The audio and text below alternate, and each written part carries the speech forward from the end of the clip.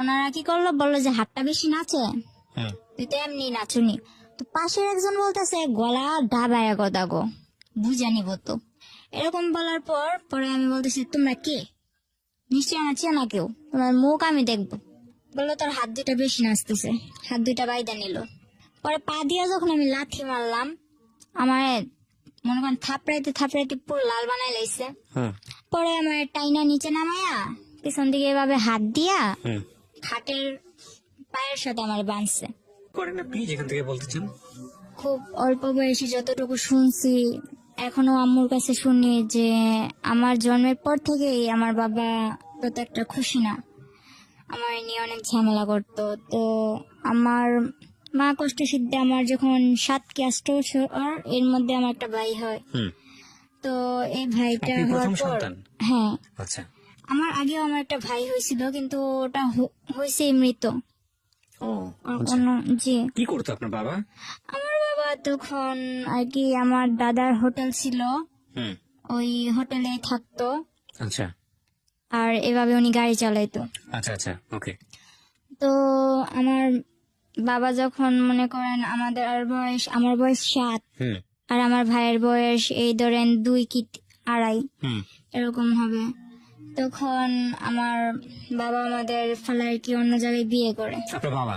জি, ও আমার বাবা আমার মার অজান্তেই অন্য জায়গায় বিয়ে করে। যখন আমার মা জানতে পারে আর কি, তখন জিজ্ঞেস করে তুমি কি এটা করছো ওরে।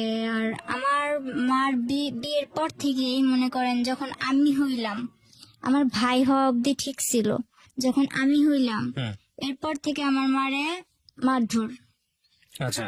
মারে তো অনেক মারধর করছে। এরপর এরকম করে সংসার চলতেছে চলতেছে, আমার ভাইয়ের যখন 2 থেকে 2.5 বছর বয়স, আমার ধরুন 7 বছর বয়স, তখন আমার মা আর পারতেছিল না। এর মধ্যে আবার শুনছে যে বিয়ে করছে, তো আমার মা তো থাকার আর কোনো প্রশ্নই আসে না। আমার মা আমারে আর আমার ভাইয়ের নিয়ে আর কিচ্ছু না বলে নানু বাড়ি চলে আসে। এরপর আব্বু মনে করেন বিচার টিচার ডাকাইছে যে ও চলে যাবে কেন, ওরে বলো যে না যাইতে। তো আমার মা বললো তুমি এরকম এরকম করছো, তুমি বিয়ে করছো, শাদী করছো, আমার তো এখন আর কোনো দরকার নেই। তারপর যাই হোক মা গেছিল, আমাদের নিয়ে গেছিল বাবার বাড়িতে। যাওয়ার পর মারে আবার অনেক মারধর করতো, আর মারধর করতো, যতবার মারধর করতো আমার ভাইটার অনেক আদর করতো, কিন্তু আমার সামনে রেখে মারধর করতো। তো আমার ভাই যখন মনে করেন অনেক ছোট ছিল, তো আমার ভাইও তেমন একটা খানা দানা ঠিক মতো পাইতো না, আর আমার তো দেখতেই পারতো না আমার বাবা। তো আমার মা এসব সহ্য করতে না পারে আমার নানু বাসায় চলে আসে। নানু বাসায় চলে আসার পর ওই সময় আমার নানু অনেক গরিব ছিল, ওই ধানের মিলে কাজ করতো। আমার 2টা মামা আছে আর 3টা খালামণি। তো আমার বড় খালামণি অনেক আর কি জুয়া খেলে, এরকম হাজবেন্ডের কাছে ওনার বিয়ে হয়েছিল। তো ওই আমার ওই খালু জুয়া খেলতো, প্রায় সময় আমার খালা এই বাসায় থাকতো, বেশিরভাগ নানু বাসায় থাকতো। আবার আমার মার কপালে এরকম হইলো। আর মেজু খালায় যদিও একটু আল্লাহ ভালো নামাজি কালামি ব্যক্তির কাছে বিয়ে হয়েছে, কিন্তু উনি বাবার বাড়ির কথা শুনতে পারতো না। তো উনি মোটামুটি শান্তিতেই ছিল। তো আমার মা ভাবতো যে আমার বড় বোনটা এভাবে কয়েকদিন পর পর বাবার বাসায় এসব থাকে। আমার ভাই 2টা, একটা মই চাষ গেছে, আচ্ছা। আর মই চাষ গেছে। আমার মার আমার মা যেমন কিছু আমার বাবার সংসারে থাকতে টুকিটাকি যেগুলা রাখতো ওগুলা জমাইতো বাবারে না জানায়া। তো ওইভাবে জমাইতে জমাইতে যেমন অনেকগুলা টাকা করে মামারে দিছে। তো মামা ওদিক থেকেও গেছে, মামা নিজেও কিছু জোগাড় করে গেছে। তারপর মনে করেন মামা মই চাষ, ছোট একটা খালা আছে, ছোট একটা মামা আছে, আর আমরা 2 ভাই বোন। এর মধ্যে বড় খালাও মনে করেন এই বাসায় থাকে, আমার মা ওই বাসায় থাকে। তারপর বড় খালার ঝামেলা শেষ করে বড় খালার বাসায় পাঠাই দিছে। আর আমার আম্মু বলতেছে, আমার আম্মু তখন কাঁথা সেলাইতো, আচ্ছা। কাঁথা সেলাই করে সংসার করতো, দর্জি কাজও জানতো, টুকটাক করতো। পাশের বাড়ি একজন বুদ্ধি দিল যাতে বাইরে চলে যায়। আপনার মাকে বুদ্ধি দিল, জি। তখন কি বাবার সঙ্গে থাকতো না আলাদা হয়ে গেছে? না, তখন তো আমার মা আলাদা ভাবে আইসা পড়ছে। আচ্ছা আচ্ছা, মানে আপনারা কি মার সঙ্গে থাকতেন না বাবার সঙ্গে? মার সঙ্গে থাকতেন, দুই ভাই বোন। হ্যাঁ, এর মধ্যে আবার অনেক কিছু হয়েছে কি, যখন আমার মা আইসা পড়ে তখন 3 মাস পর আমারে আবার নিয়ে যাওয়া হয় আমার আপনার ভাইটা। বাবার বাসায়? হ্যাঁ, হুম। আমার ভাইটা দুধের বাচ্চা, আমার ভাইটা নিতে পারে না, আচ্ছা, তো আমার নিয়ে যায়, নিয়ে বলতেছে যে তুই বাবার সাথে থাকবি না তুই মার সাথে থাকবি। আপনাকে জিজ্ঞেস করেছেন? হ্যাঁ, হুম। কিন্তু কোনো দিন এতটা আদর করে নাই।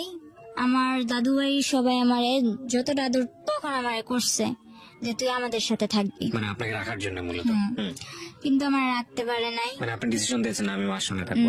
আমি ওদের কাছে বলছি হ্যাঁ থাকবো, যখন বলতাম যে না থাকবো না তখন রাইগা যাইতো আর কি, একরকম করতো আমার সাথে। পরে যখন বিচার বসলো তখন আমি বললাম আমি মার সাথে থাকবো। আপনি নিজে থেকেই বলেছেন? হুম। তখন কি স্কুলে যাইতেন, মানে ওই বয়স ছিল না? কয় বছর বয়স? তখন আমার বয়স 7 বছর। ও আচ্ছা, ক্লাস 1-2 তে পড়ার বয়স। হ্যাঁ পড়াশোনা করতেন?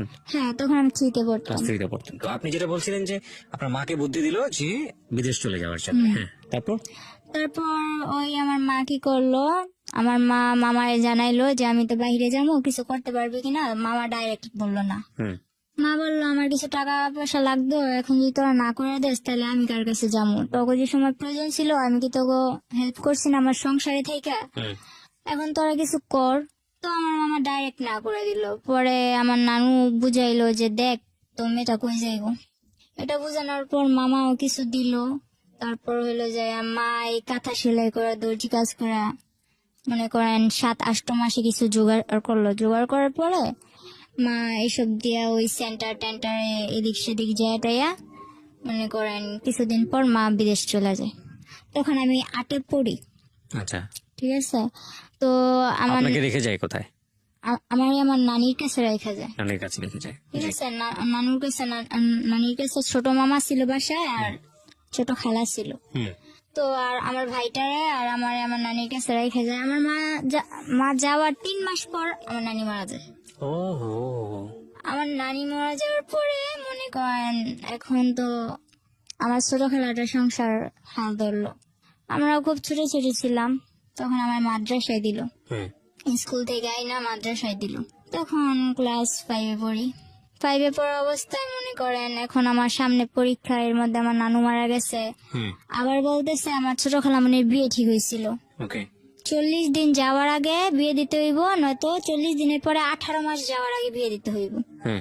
এগুলো কি বলেছে এগুলো আর কি ওই আশেপাশের লোকজন? হ্যাঁ, আশেপাশের লোকজন বলে যে মরার 18 মাস এগুলা বাছাবাছি করে আর কি ওনারা। হুম। হুম। তো এগুলা বলার পর কিছু করার নাই, নানি 40 দিন যাওয়ার পর 18 মাস যাওয়ার আগে আর কি হুম। 2 মাসের মধ্যে আমার খালামণির বিয়ে দিয়ে দেয়। তখন আমার কেবল 8 বছর, আমার ভাইটা 3 বছর। এরপর আমার নানু কি করবো, কিছু তো করার নাই। তো বড় খালার বড় মেয়ে যেটা আছে হুম। ওরে আনে, ও স্কুলে পড়তো, ও তখন এসএসসি দিছে, কলেজে ভর্তি হবে এমন সময় ওরা আইনা পড়ে। হুম। তো সংসারের হালটা ধরার পর মনে করেন কোনো মতে সংসারটা চলতেছে।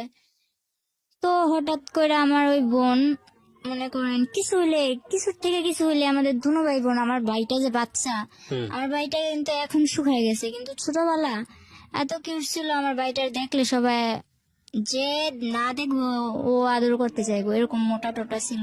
হুম। আমার ওই ভাইটার দিকে তাকায় ওর একবার মায়া হয়নি, ও শুধু শুধু মারতো, কথা থেকে কথা হইলে মারতো, আর আমার তো কোনো কথাই নাই। হুম। ওরে আনা হয়েছে এই সংসারের কাজ করার জন্য।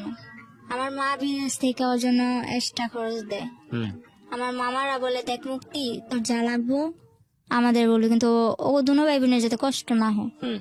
তখন মনে করেন আমার বোনটা কিছু থেকে কিছু লেগে তো যা তোর বাবার কাছে যা, বাবার কাছে পাঠাইতো। বাবা বলতো আমার কাছে আসছোস কেন, ডাইরেক্ট আমার কাছে আসার কি দরকার, মার কাছে থাকবি মার কাছে যা। মাও মাঝে মাঝে ফোনে বলতো তোর বাবার কাছে যা দেখ কিছু বলে কিনা, ওখানে থাকতে পারস কিনা, এরকম কিছু বলতো মা। তো আমার মা ক্লাস 8-এ পড়েন তখন আপনি? না না না, তখন 5-এ পড়ি, আচ্ছা। পরীক্ষার সামনে। আচ্ছা। তো এরকম করতে করতে আর কি সারাদিন কাজ করতাম, হুম। শুধু আমি ক্লাসটা করার টাইম দিত আমারে, আর বাকি সময় শুধু ঘরের কাজ করতো? বাকি সময় ঘরের কাজ করতাম। এমনকি আমার নানা এমন একটা সময় গেছে, আমি বাচ্চা মানুষ, যদি আমি আমার নানার কাপড় কাচা না দিতাম আমার নানা পরিষ্কার জামা পরতে পারতো না। তখন আমি 5-এ পরীক্ষা দিব, 8-9 বছর পড়ছি। হুম এরপর মনে করেন আমি কোনো প্রাইভেট কোচিং টোচিং কিচ্ছু করতাম না। পরে পরীক্ষাটা দিলাম, এরকম করে পরীক্ষাটা দিলাম। এই সকালে উঠে কি আমি এত তাড়াতাড়ি কি থালা বাসন গুলো ধুতে পারবো? ও রাত্রে 11টা বাজলো, আমি ঘরের মধ্যে পানি আইনা কলসের মধ্যে করে ঘরে পানি আইনা বোলের মধ্যে নিয়ে ওই থালা বাসন গুলো ধুয়ে রেখে যেতাম। হুম এরকম একটা অবস্থা ছিল। আশেপাশের নানুরা কি করতো, আমার কাছে আমার কথা বলতো, আর ওই আমার খালাতো বোনের কাছে আমার খালাতো বোনের কথা বলতো। হুম আমারে বুঝাইতো, দেখ মুক্তি তোদের সাথে এরকম করে, মুক্তি ভালো না, এটা ওইটা, এরকম ভাবে চলবি ওরকম ভাবে চলবি। আর মুক্তি আবার বুঝাইতো যে এই দুটার বাপের বাড়ির কাছে, বাপের কাছে পাঠাস না কেন, রাখছস কেন তোদের কাছে, হুম এরকম করে কি হালটি মারতো। তো বাসার মধ্যে আমার প্রায় 14টা আসতো, মিল্লা 14টা নানি, একজন এক কথা বলতো। তো ওই সময় বাচ্চা মানুষ ছিলাম, তো মনটাও প্রায় নষ্ট হয়ে গেছিল। হুম পরীক্ষাটা দিলাম, ইনশাল্লাহ ওর বোন একটা, আমার খালাতো বোন আরেকটা, মুক্তি ছোটটা আমার সাথে পরীক্ষা দিচ্ছে, ওর থেকে ভালো ভালো নম্বর পাইছি। কিন্তু দুর্ভাগ্যবশত আমার শেষ পরীক্ষা যেদিন, ইসলাম ধর্ম পরীক্ষার দিন, আমার অ্যাক্সিডেন্ট হয়। ওকে যে অটো দিয়ে গেছি ওই পুরো অটোটা অ্যাক্সিডেন্ট হয়, কিন্তু আমার বেশি হয়। আমার ডান হাতের এই আঙুলটা ভেঙে যায়। ভেঙে যাওয়ার কারণে আমি সবটাতে ভালো পাইলেও ওই পরীক্ষাতে আমি কিছুই পাই নাই। তো বাসায় এগুলা নিয়ে অনেক কিছু হয়েছে, যে পরীক্ষা ফেল গেছে, এটা গেছে ওইটা গেছে। তো আমার মারে বলতো কি যে আমি আমার মার সাথে কথা বলতে চাই না। হুম কিন্তু আমার মা যখন জিজ্ঞেস করতো যে আমার মেয়ের কাছে দেই, ছেলের সাথে তো কথা বলি, ও তো বাচ্চা মানুষ, ও কি বলবো। কিন্তু আমি তো বুঝি, এজন্য আমার সাথে কথা বলতে দেয় না। এরকম করে অনেকদিন গেল, যাওয়ার পর আমার আলিটেক মাদ্রাসায় দেওয়া হইলো। হুম মাদ্রাসায় থাইকা পড়বো। তো ওখানে থাইকা পড়তাম, কিছুদিন পড়ালেখা করলাম ওখানে থাইকা। তো ওখানে একটা ছেলে দেখতাম কি মাদ্রাসার বিল্ডিং এর কাজ করতো।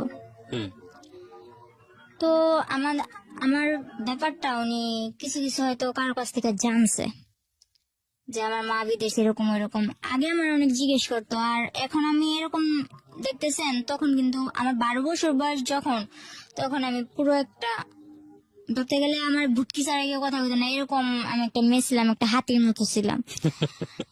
ধরতে গেলে আমার হাতি বলতো আচ্ছা, ঠিক সবাই, আছে, সমস্যা নাই, হ্যাঁ। এরকম ছিলাম। টমেটো বলতো, হুম অনেক সুন্দর ছিলাম। পরে বলতেছে কার কাছ থেকে এগুলো শুনছে, আমার ফ্যামিলির ব্যাপারে শুনছে। শোনার পর আমার একদিন বলতেছে, মাদ্রাসা থেকে বের হওয়ার পর 1 সপ্তাহ পর ছুটি নিয়ে বাসায় আসুন।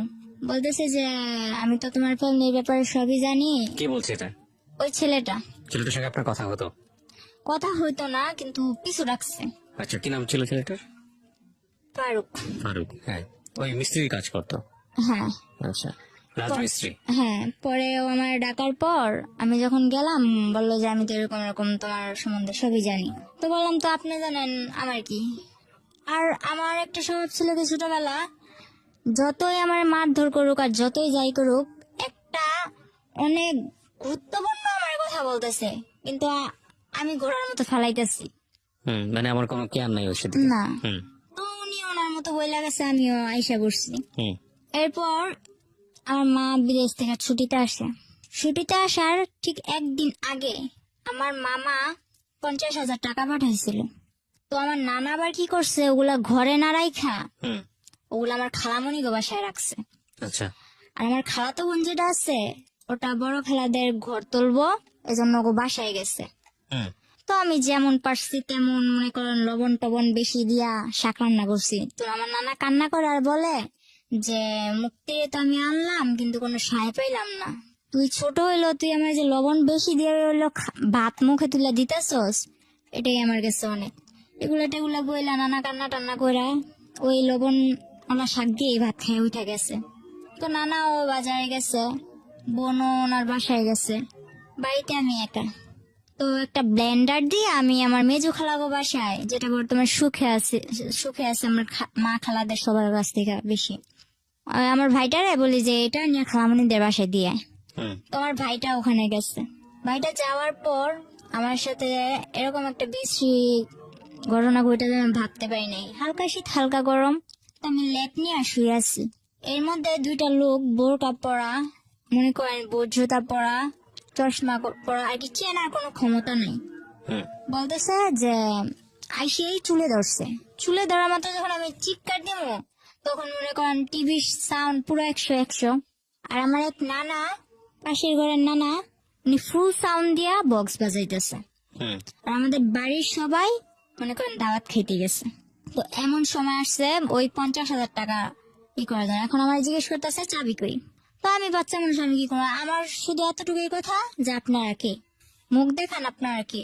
তখন আমি হাত দিয়ে অনেক কালাবালি করলাম যে আমি মুখটা দেখবো, কিন্তু ওনারা কি করলো, বললো যে হাতটা বেশি নাচে, হুম তুই তো এমনি নাচুনি। তো পাশের একজন বলতেছে গলা ঢাকায় কথা গো, বুঝা নিব তো। এরকম বলার পর পরে আমি বলতেছি তোমরা কে, নিশ্চয়ই আমার চেনা কেউ, তোমার মুখ আমি দেখবো। বললো তোর হাত দুটা বেশি নাচতেছে, হাত দুটা বাইদা নিল। পরে পা দিয়ে যখন আমি লাথি মারলাম, আমার মনে করেন থাপড়াইতে থাপড়াইতে পুরো লাল বানাই লাইছে। হুম পরে আমার টাইনা নিচে নামাইয়া পিছন দিকে এভাবে হাত দিয়া হুম খাটের পায়ের সাথে আমার বাঁধছে। এখন পা দিয়া লাইতেছে দেখে বলে যে পাটা বেশি নড়ে, পাটাও বাঁচছে। শেষে বেশি রকম চিল্লাইতেছি দেখা বাড়িতে তো কেউ নাই, সুযোগ আরো ভালোবাসে, আমার মুখটাও বাঁচছে। বাঁধার পর মনে করেন কিছুদিন আগে নানা নতুন ফ্রিজ কিনছে, হুম ফ্রিজটার মধ্যে একটা দাম করে লাথি মেরে বললো কি যে সুখ বেশি হয়ে গেছে, ফ্রিজও আনছে করে। এটা বইলা ড্রয়ারটা ভাঙছে, কিছু পায় নাই। না পাওয়ার ফলে আমার 2-3টা লাথি মেরা, আমার পায়ে নুপুর ছিল, ওই নুপুর গুলা নেয় নাই, কিন্তু কানে যে ধুল গুলা ছিল ওগুলা নিয়ে গেছে। কিছুদিন আগে আমার মা পাঠাইছে। হুম তো এরকম করে নিয়ে যাওয়ার পর আমার মা আসার একদিন আগের ঘটনা এটা। হুম পরে মনে করেন ওনারা চলে যাওয়ার পর অনেক কান্না, ওনারাও দরজা দিয়ে বের হয়েছে, পিছনে দরজা দিয়ে বের হয়েছে, সামনের দরজা দিয়ে আমার এক আত্মীয় আমার দেখা চিৎকার দিয়ে আমার খুলছে। হুম তো পুরো গ্রাম একটা হস্তনস্ত বিষয় হয়ে গেছে।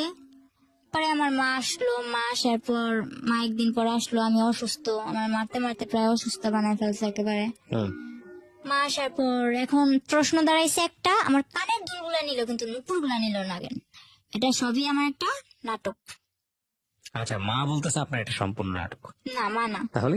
মার কাছে বাড়ির সবাই বলতেছে, ওই আমার খালাতো বোন ওকে বলতেছে ওকে ওকে। যে ওর এটা সম্পূর্ণ নাটক, আমি আমার বাসায় গেছি এই কারণে ওই নাটকটা করছে। হুম ওর বাসায় গেছে ওদের ঘর তুলবে এই জন্য, আমি কেন নাটক করতে যাব।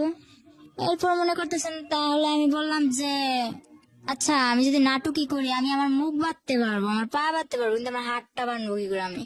হুম হাতটা যে পিছনে নিয়ে এইভাবে বাঁধছে, ওটা তো আমার দ্বারা সম্ভব না। হুম পরে বলতেছে তোর ভাইয়ের দিয়া করাইছস। তো আমার ভাই তো না না না, আমি এই কাজ করি নাই, আমি কেন করবো, আমি তো খালামুনিকে বাসায় ছিলাম। এখন আমার মা আসছে, আমার মার সামনে তো আমার মারতেও পারে না, কিছু করতেও পারে না, খালি চোখ রাঙায়। হুম তো মা কিছুটা, অনেকটা না বুঝতে পারলো, কিছুটা অন্তত বুঝতে পারছে। মা বললো যে মুক্তি কি হয়েছে, তুই এরকম করতেছিস কেন? কয় না কিছু হয় নাই। পরে বললো যে খালামুনি আমার জন্য আনছো কি, তোমার তো আমি চেন আনতে বলছি। তো আমার মা তেমন কিছু আনতে পারে নাই। ওই মুক্তি আপার আম্মু যেটা আমার বড় খালামুনি, ওনারই মাথায় পানি জমছে। হুম তো ওখানে আমার মা 40,000 টাকা দিয়া দিছে। এরকম করতে করতে ওই আমার খালাতো বোনের চেনটা দিয়া দিল, তা তো ওনার মন ভরলো না। এরপর মনে করেন আমার মামা বিদেশ থেকে আসলো, মামা বিদেশ থেকে আসার পর বিয়ে করানোর জন্য আমার মা আর কি অনেক কিছু করলো, যে ভাই বিদেশ থেকে আসছে, ভাইয়ের বিদেশ আর পাঠাবো না, বিয়ে করে দিব। হুম তো মামা বলতেছে আমি বিয়ের পর বিদেশ যাবো। হুম ওরা বলতেছে আচ্ছা ঠিক আছে তুই বিয়ে কর। তো আমার নানুদের পছন্দ দিয়ে আমার মামার বিয়েটা করানো হয়।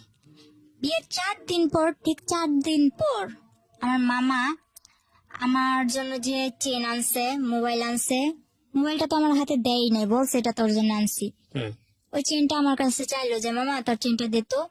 হুম বিয়ের 5 দিনের দিন আমার মামি আইসা এরকম করে চেনটা দেখায় যে দেখ, এই দেখো তোমার মামা আমার কয়টা চেন দিছে। তো এটা বলার পর আমি অনেক কষ্ট পাইছি, মারে কিছু বলি নাই, তো মা লক্ষ্য করছে। আর বিয়ের 5 দিন হয়েছে মাত্র, কিন্তু আমার মামি করতো কি, আমার মার নামে যেটা হয়েছে ওইটাও আমার মামার কাছে বলতো, যেটা না হয়েছে ওইটাও আমার মামার কাছে বলতো। তো বিয়ের 1 সপ্তাহ হয়েছে, 7 দিন। 7 দিনের দিন আমার মা বললো যে তুই তো চলে যাবি, তো আমি যে তোরে, আমার মা বাইরে থাকা অবস্থায় আমার মামার 12 লাখ টাকা দিছিল। হুম ওই আমার মামা আর কি আফ্রিকা যাওয়ার পথে হুম মনে করেন দালালেরা বিক্রি করে দিছিল। হুম তো টাকাগুলো দেওয়ার পর আমার মা বলতেছে যে ওগুলার কি করবি। হুম তো এগুলো নিয়ে ওনাদের ভাই বোনেদের মধ্যে কি কথা কাটাকাটি হয়েছে আমি জানি না। আমার মারে অনেক মারলো। তখন সন্ধে মারতে মারতে আমার মার ভিতরে শুধু সেমিস্টার ছিল। আপনার ভাই মানে আপনার মামা? আমার মামা, আমার মা ছোট, ওহো। ঠিক আছে। তখন যখন আমার মার এই অবস্থা করছে, বাহিরে কিন্তু অনেক লোক, হুম হুম হুম চেনা অচেনা অনেক লোক। আমি যখন আমার ওন্নাটা আমার মার গায়ে দেই, তখন আমার মামা আমার দিকেও আকর্ষণ করে, হাত বাড়ায়। তখন আমার মা বলে যে দেখ তুই আমার যা যা করছস, আমার মেয়েটারে কিছু করিস না। এটা বলার পর আমার মামা একটা ইস্যু ধরলো কি, যে তোর মেয়ে তো ছেলেদের সাথে লাইন করে। তখন আমি বুঝতাম না কোনটা লাইন করা বলে আর কোনটা ফাইন করা বলে, এত কিছু বুঝতাম না। ছেলেদের বিষয়টা তখন আমার মাথায় ছিলই না। ওই কার থেকে শুনছে যে ওদিকের ফারুকের সাথে আমি কথা বলি, এতটুকুই। এরকম করে বলার পর আমার মা রাগের মাথায় হয়তো তাই যখন কেউ সেফ ফালাইব না তো তুই দেখাই দে। আপনাকে বললো? এই কথাটা আমার মা বলছিল, কিন্তু এখন আমার মা বলতেছে যে আমি এরকম কিছু বলিনি। যাই হোক, আপনাকে এটা বলার পর আপনি কি করলেন? পরে আমার মনে একটা জিদ কাজ করতেছিল যে আমার মা আমার এটা বলছে, আমার মামা আমার মারে মারলো, হুম কেন মারলো, এই জেদটাই কাজ করতেছিল। হুম তো একদিন ওই ফারুক কার থেকে জানি নাম্বার নিয়ে আমার মার মোবাইলে ফোন দিল। ফোন দেওয়ার পরে ফোনটা আমি রিসিভ করলাম। হুম বলে কি করতেছো? আমি বললাম, চকলেট খাইতেছি। আমার কথা উড়া উড়া, হুম চকলেট খাইতেছি। পরে বলতেছে যে তুমি তো মাদ্রাসায় আসো না, কি ব্যাপার? পরে আমি বলতেছি যে আসি না আসি ওটা আমার ব্যাপার। পরে যখন আমার মা চিল্লাচিল্লি করতেছে, মা কান্নাকাটি করতেছে, এটা দেখে বলতেছে কয় আসো চলো আমরা একদিন ঘুরতে যাই। তো আমি কই, আমি তোর লগে কই ঘুরতে যাবো? তুই কি আমার বিয়ে করবি? তুই কি আমার বিয়ে করবি যে তোর সাথে আমি ঘুরতে যাবো? উনি কি তুই তো করে করতেন নাকি? এই ঘটনার পরে তুই করলেন না তুই করেই বলতেন? না, ওরা আমি তুই করে বলতাম। আচ্ছা, তারপর? পরে বলতেছে হ্যাঁ তোমার আমি বিয়ে করবো। তো আমি বললাম আচ্ছা ঠিক আছে রাখ, এতটুকুই। তো ওই কথাটা মনের ভিতর গাইতে নিছে হুম যে তুই কি আমার বিয়ে করবি। কিন্তু আমি কিন্তু এত কিছু মনে করিনি। এরপরের দিন 14ই ফেব্রুয়ারি, হুম ঠিক আছে, ওই দিন 14ই ফেব্রুয়ারি ছিল। মাদ্রাসায় তেমন কোনো অনুষ্ঠান ছিল না, কিন্তু আর কি বান্ধবীরা একরকম জামা পরা, তারপর হইলো যে সব একরকম ড্রেস পরা কিছু একটা আর কি খাবার দাবারের আয়োজন করবো এরকম। তো 14ই ফেব্রুয়ারির দিন আমি বাসা থেকে বের হই। মনে করেন মোটামুটি আমার হাতে আংটি ছিল, ব্রেসলেট ছিল, পায়ের নুপুর, পায়ের আংটি, গলায় চেন, দুল এসব ছিল হুম স্বর্ণের। তো এগুলা পরে টরা বের হয়েছি। তো আমার মার, আমি একটা মেয়ে, আমার মার তো অনেক আউস আছে না। তো আমি অনুষ্ঠানে যাইতেছি, আমার মা নিজের হাতে আমার সাজাই দিছে। তো যাওয়ার সময় আমি আমার মার কাছে টাকা চাই, আমার মা বলে যে টাকা নাই। আমার মার আবার মামা মারার পর দাঁত ব্যথা হয়ে গেছিল। হুম বলতেছি 500 টাকা আছে, এই টাকাটা নিয়ে আমি যাবো, ডাক্তার কাছে যাবো। তো আমি বললাম আমি এটা নিয়ে যাবো। মা বললো না। তো আমি বলতেছি আমি এটা নিয়েই যাবো। মা বলতেছে না, এটা বলে মা মাঠে গেছে। তো মাঠে যাওয়ার পর আমি ওই টাকাটা নিয়ে মাদ্রাসায় যাই। হুম মাদ্রাসায় যাওয়ার পর ওখানে তেমন কিছু হয়নি। মাদ্রাসায় যাওয়ার পথে ওই ফারুক বলতেছে কি হলো তোমার গাল টাল এরকম লাল কেন? পরে বলতেছে গাল টাল লাল কেন? এর আগের দিন আবার মার সাথে ঝগড়া লেগে আমার খালামুনি আমার 2-3টা থাপ্পড় দিছিল। কোন ক্লাসে পড়তেন তখন আপনি, যখন এই হলো তখন ঘটনা? আমি 6-এ। এত অল্প বয়সে? আচ্ছা। 6-এ পরে মনে করেন 7-এ প্রায় উঠবো। হুম তখন ও কি করলো, ফেব্রুয়ারি দিকে ও বললো যে চলো কই তোমার ডাক্তার কাছে নিয়ে যাবো। তো বললাম ডাক্তার কাছে যাবো। তখন ওই সময় আবার আমার মা মনে করেন, তখন আমার মা দেশে ছিল কিন্তু বাইরে যাওয়ার উদ্দেশ্যে। হুম তো আমার মা বলতেছে যে আমি তো চলে যাবো, তুই তাড়াতাড়ি চলে আসিস। তো বলতেছে যে চলো। তো আমি বললাম যে কই যাবো? কই ডাক্তার কাছে। তো আমার একটা অভ্যাস ছিল কি ছোট থেকে, আপনি আমি চিনি না জানি না, আপনি যদি বলেন যে আয় হুম ঘুরতে যাবো, হুম ঠিক আছে আমি ঘুরতে যাবো, আপনি যেই হন হুম ঘুরতে তো নিয়ে যাবেন। পরে মনে করেন এরকম করতে করতে ও 2-3 বার বলার পর 14ই ফেব্রুয়ারির দিনই হুম ও আমারে বললো যে তুমি আসো। হুম তো আসতে বললো। এরপর আমার কিচ্ছু মনে নাই। ও নাকি ও আমার নিয়ে যাওয়ার পর আর কি বলছে যে আমার ডাক্তারের কথা বলে ও নিছে। হুম কিভাবে নিছে, কোত্থেকে নিছে, এটাও আমার মনে নেই। হুম ও আমার নিছে যখন আমি গাড়িতে, তখন আমি ওরে বলতেছি যে কিরে তুই আমার কই আনছস, হুম আমি এখানে কেন। তো গাড়ির মধ্যে আমি অনেক বড় একটা চিল্লাচিল্লি আর কি মানুষ জোর করে নিছি। হুম তখন আমি কক্সবাজারের ওদিকে আমার নিয়ে চলে গেছে, কক্সবাজার ওদিকে, কিন্তু আমার হুঁশ নেই। ও ডাক্তারের কথা বলে আপনাকে কক্সবাজারে নিয়ে যাচ্ছে। কিন্তু Okay. আমি যে গাড়িতে উঠছি এটাই তো আমার মনে নেই। কিছু একটা খাইয়েছে আপনাকে। কি করছে তাও আমি জানি না। আচ্ছা।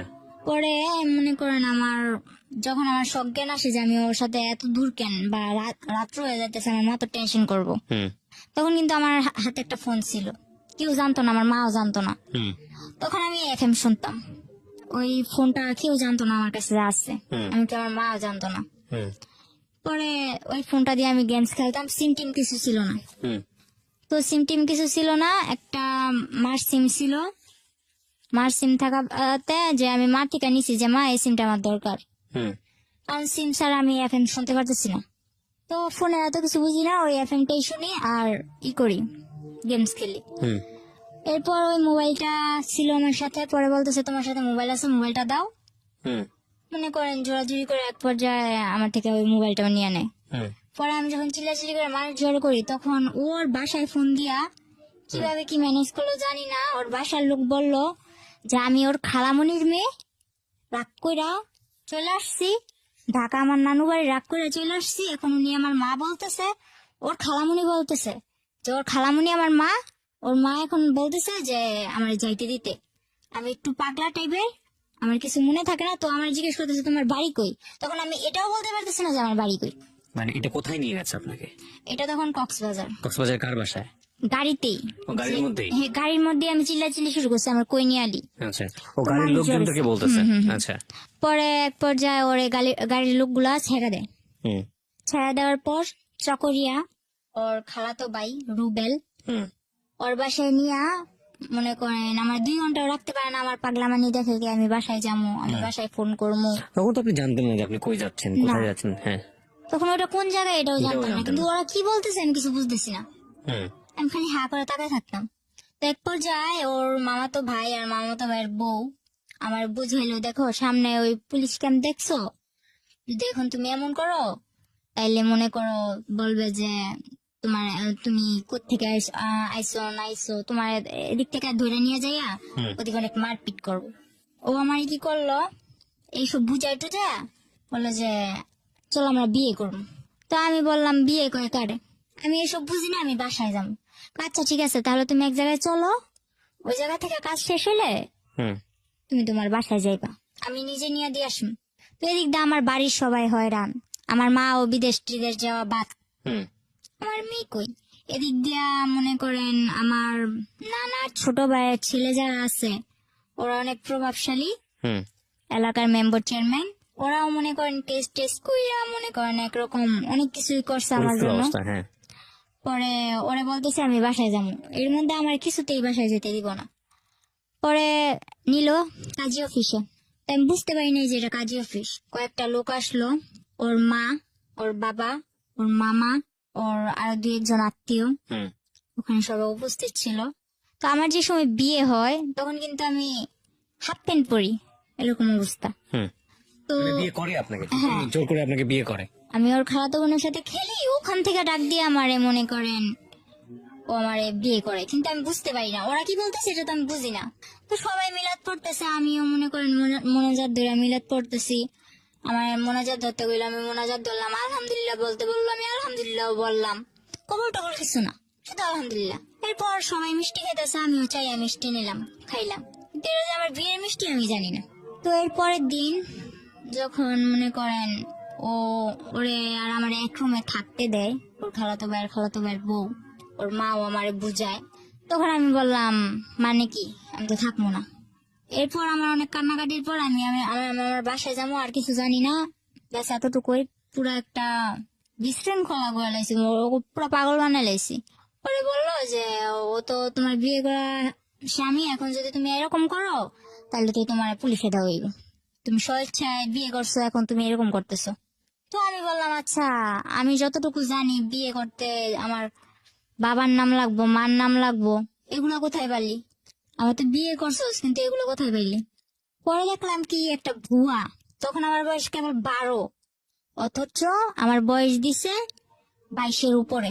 একটা জন্ম নিবন্ধনের কার্ড বানাইছে। গ্রামের নামও যেমন আমার গ্রামের নাম কুলকেতচর, কিন্তু ওখানে কুলকেতচর, আলিপটেক, আলিপটেক এরকম করে আর কি অনেক ভুল। একটা জন্ম নিবন্ধনের কাগজ বানায়া কাবিন টাবিন কইরা 3 লাখ টাকা কাবিনে আমার বিয়ে করছে। 5 লাখ টাকা কাবিন, 3 লাখ টাকা উসুল, 2 লাখ টাকা বুকে, এরকম ভাবে আমার বিয়ে করছে। বিয়ে করার পর আমি বললাম এসব তো আমি মানি না। পরে আমার মনে করেন অনেক বুঝায় টুজায়া বললো যে কি করবা। তারপর বললো আচ্ছা তুমি ওর সাথে থাকো, থাকার পর কয়েকদিন পর তোমরা আবার তোমাকে বাসায় চলে যাবা। আচ্ছা ঠিক আছে, ওর সাথে থাকলাম। মনে করেন ওর সাথে থাকার পর আমার প্রথম রাতেই মনে করেন আমি 1 সপ্তাহ হসপিটাল। আমার অবস্থা খারাপ। প্রথম যেদিন ওর সাথে এক ঘরে ছিলাম, তখনই মনে করেন আমি 1 সপ্তাহ হসপিটাল।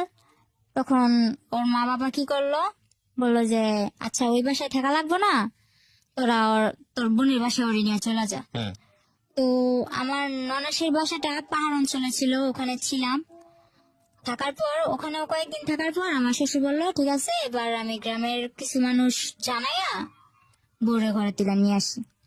তো এগুলা করার পর গ্রামের কেউ মানে না, যে ও না জানায় বিয়ে করছে, ও বউ ঘর তুলতে পারবো না, এটা ওইটা। তো আমার শ্বশুর কেউ না জানাই আমার ঘরে তোলে, কেউ জানে না। পরে এক পর্যায়ে যখন আমার ঘরে তোলার পরে, আর এখন আমার শাশুড়িও মানতে পারে না। আমার ননদ যেটা, আমার 7টা ননাস, হুম। 5টা ননাস, 2টা ননদ, একটা ভাসুর। তো এরপর মনে করেন ওরা আমার মানে না। যখন ওরা কেউ না মানে তখন আমার শ্বশুর আর ও আমার অনেক সাপোর্ট করে। তো আমার বিয়ের 19 দিনের দিন ও আমার ফোন করতে দিছে আমার বাসায়। যখন আমি ফোন করছি তখন তো আমি দুনিয়া পেয়ে এসেছি, এই বুঝি আমার নিয়ে যাইব। তো আমি ফোন করার পর যে ঠিকানা দেই, ওই ঠিকানা দেওয়ার পরে মনে করেন ওরা আমার ওই জায়গা থেকে আবার অন্য জায়গায় সরায় নেয়।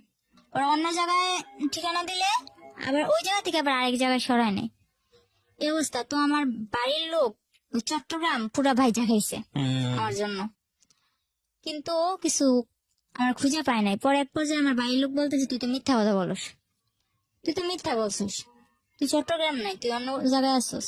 পরে আমার বাড়ির লোকেরও আর বুঝাইতে পারলাম না, সবাই এক পর্যায়ে, আর আমার গ্রাম এমনকি আমার মাও জানে যে আমি প্রেম করা লাইন করা চলে গেছি। ওই যে ঝগড়া হয়েছে, মামার কথা বলছে, ওই মামার কথা ধরে আমি প্রেম করছি, প্রেম করে চলে গেছি।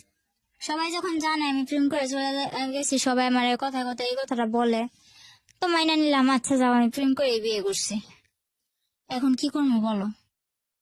পরে এর মধ্যে জানি যে বুঝতে পারলাম আর কি আমার শরীরটা বেশি একটা ভালো না, কিছু খেয়ে পেটে রাখতে পারি না, আর মাথাও ঠিক মতো উঠাইতে পারি না। তো পরে শুনলাম যে আমি প্রেগনেন্ট। তখন তো মনে করেন আমার উপর আসমান জমিন কিভাবে বাইনটা পড়ে, এরকম একটা অবস্থা। এরপরে ওরে বললাম, ওরে বলার পর ওর মা আর ও ওদের বাসায় নিয়ে চালের বস্তার উপরে ফেলায় মানে মায়ের এই বাচ্চা নষ্টই করতে হইব, নষ্ট করতে হইব, মানে নষ্ট করতে হইব। আমার এক বান্ধবী বললো, ওর সাথে আমি ফোনে যোগাযোগ করলাম। কত বয়স ছিল তখন বাচ্চাটার? তখন আমার বয়স ছিল, বাচ্চাটার বয়স 2 মাস। তারপর? পরে মনে করেন আমার বান্ধবী বললো যে বাচ্চাটা নষ্ট করিস না, সবকিছু দায় দিতে পারবি আল্লাহর কাছে। ফারুক তখন কি করতো? তখন ও হোটেল চালাইতো। ইন দ্য মিন টাইম কি আপনার বাড়ির সঙ্গে যোগাযোগ হয়েছে, কথাবার্তা হয়েছে? হ্যাঁ হয়েছে। মেনে নিয়েছে বাড়ি থেকে? আমার বাড়ি থেকে তো কেউ মাইনা নেয় না, আমার বাড়িতে কোন শুধু ক্লাসে বলছে- পড়তেন তখন আপনি? তখন আমি ক্লাস 7-এ। ওকে, ফারুকের সাথে আপনার বয়সের পার্থক্য কত ছিল? ওর আমার যখন 12 থেকে 13, ওর তখন 20। হুম। বাচ্চা নষ্ট করার প্রসঙ্গে আসলো, তারপর? তারপর অনেক মারধর করলো। তখন আমার বান্ধবীর কথা শুনে আমি বাচ্চাটা নষ্ট করলাম না। তো বাচ্চাটা নষ্ট করলাম না ঠিকই, কিন্তু বাচ্চাটা নিলে যে আমার কি হইব ওটা তো মাথায় আসে নাই। হুম।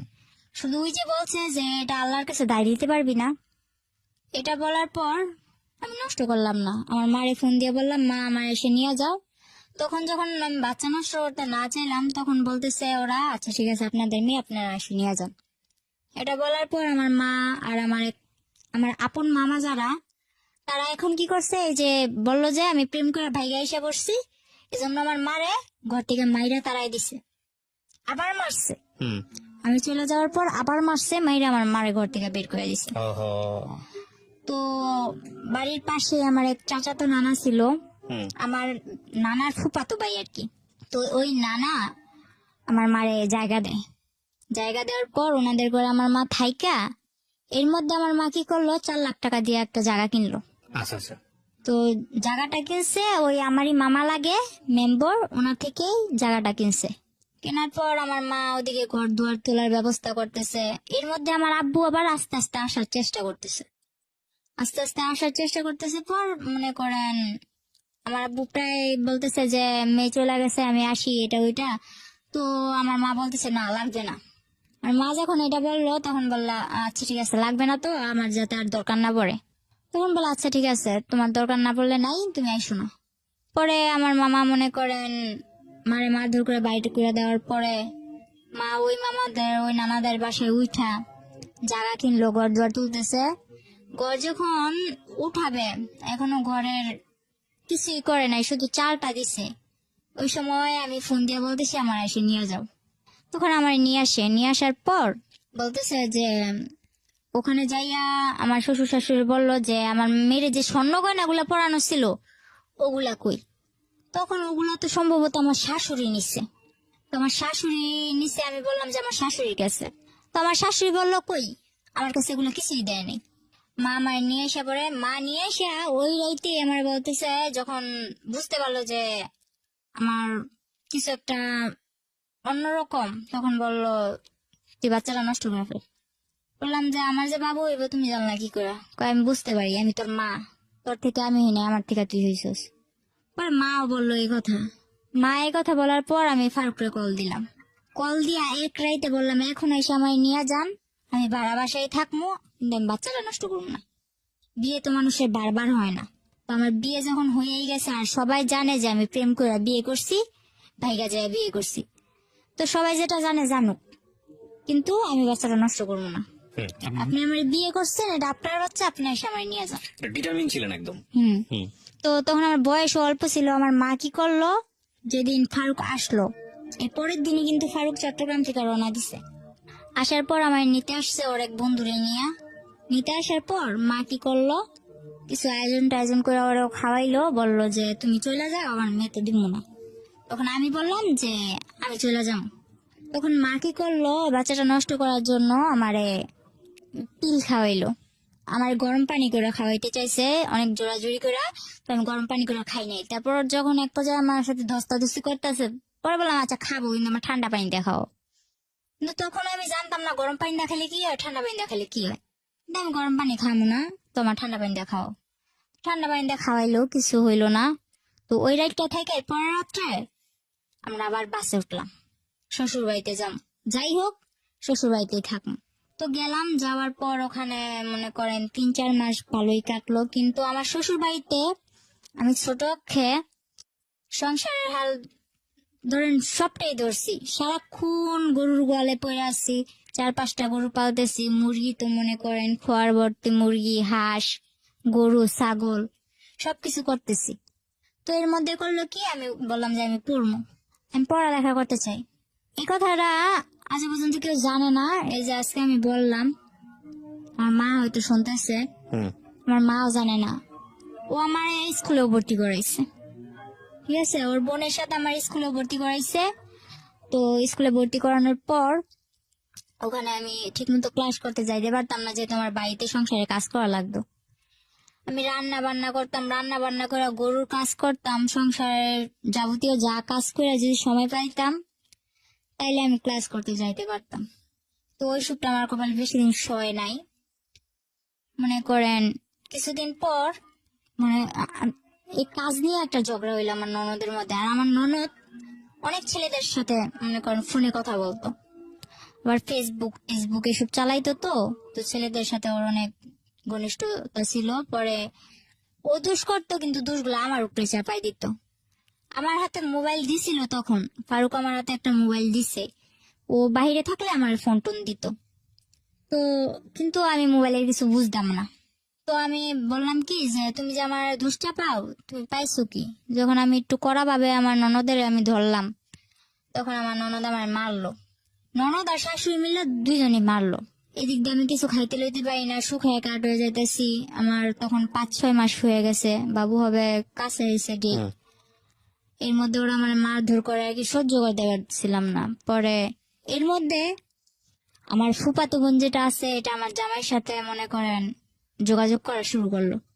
আমার ফুফাতো বোন, আর বাবার সাথে আমাদের কোনো পরিচয় নাই, কিন্তু আমার ফুফাতো বোন যোগাযোগ করে। পরে কি করলাম, মারে বললাম মা আমি বাসায় চলে যাও। পরে ফারুক আইসা আমার যে সময় আমার 4 মাস শেষ 5 মাসে পড়বো, এমন সময় ফারুকে আবার আমার বাসায় দিয়া যায়। এই দিয়া যাওয়াই যাওয়া, আর কোনো খবর পাত্তা কিচ্ছু নাই।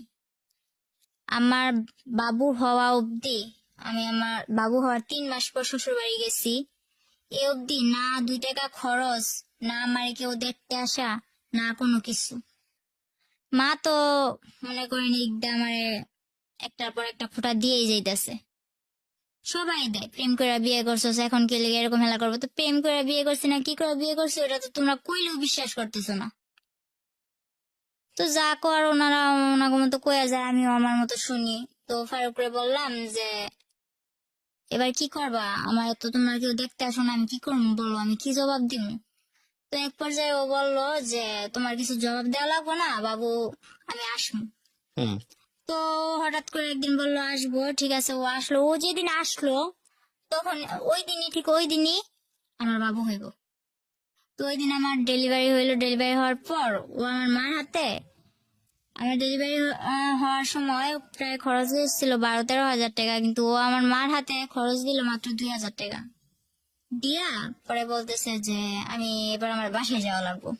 শুধু মেয়েটার মুখ একবার দেখা, বাসায় আনার পর ও মেয়েটার মুখ দেখা ও বলে এবার আমার বাসায় যাওয়া লাগবো। তো ঠিক আছে, ও বাসায় গেল। বাসায় যাওয়ার পর আমার বলতেছে যে মিষ্টির জন্য টাকা পাঠাও, বাবু হয়েছে মিষ্টির জন্য টাকা পাঠাও। তো মা বলতেছে তাহলে তুমি যখন মিষ্টির জন্য টাকা চাইতে পারো, তাহলে তোমাকে ওই দিক থেকে তো মিষ্টির জন্য টাকা পাঠাইবো। তো ওগুলা দাও। মা বললো যে তো ওগুলা দাও, বলে না আপনি পাঠান। তারপর মা বলতেছে তুমি যেগুলা দিয়ে পাঠাইবা বিকাশে পাঠানোর দরকার নাই, তুমি ওগুলা দিয়ে ওদিকে দিয়ে দাও, আর তুমি যেগুলা দিতা ওগুলা আমি আমার এদিক থেকে এগুলা দিয়ে মিটমাট করে দিই। হুম। এগুলা করার পর মার মধ্যে ওর মধ্যে অনেক কথা কাটাকাটি হয়েছে। আমার বাবুর যখন 3 মাস বয়স, পরে ও আসলো 2 কেজি মিষ্টি নিয়ে ওর বাবারে নিয়ে আসছে। অথচ আমার বাড়ি থেকে ওর 20 কেজি মিষ্টির দাম পাঠানো হয়েছে। পরে ওর বাবা এনে 2 কেজি মিষ্টি নিয়ে আসছে, ভালো কথা। আমার মা যা আপ্যায়ন করা লাগে করছে, করার পর আমারে আর আমার বাবুরে হুম। ওদের কাছে দিয়ে দিছে যা লাগে, মনে করেন দোলনা থেকে শুরু করে আমার বাবুর যা লাগে, আমার যা লাগে। আপনার সামনে দিয়েছে? হ্যাঁ হ্যাঁ। কেমন লাগছিল এই মুহূর্তে, ওই জীবনের প্রথম মুহূর্তে বাচ্চা? তো আমি আর কি, আমার যে বাবু হয়েছে, আমার বাবু কিন্তু আমরা বয়স কত ছিল এই সময়টাতে? তখন আমার বয়স 14। বুঝতেন মা তো সার্বজনীন, মার আবেদন তো সার্বজনীন, সেটা যে বয়সই হোক না কেন। এতটা বুঝতাম না, কারণ আমি জানতাম এটা একটা বাবু, হুম। কিন্তু এটা যে আমার মেয়ে, আমার বাবু, এটা যে আমার একটা অংশ, ওগুলো এত কিছু না।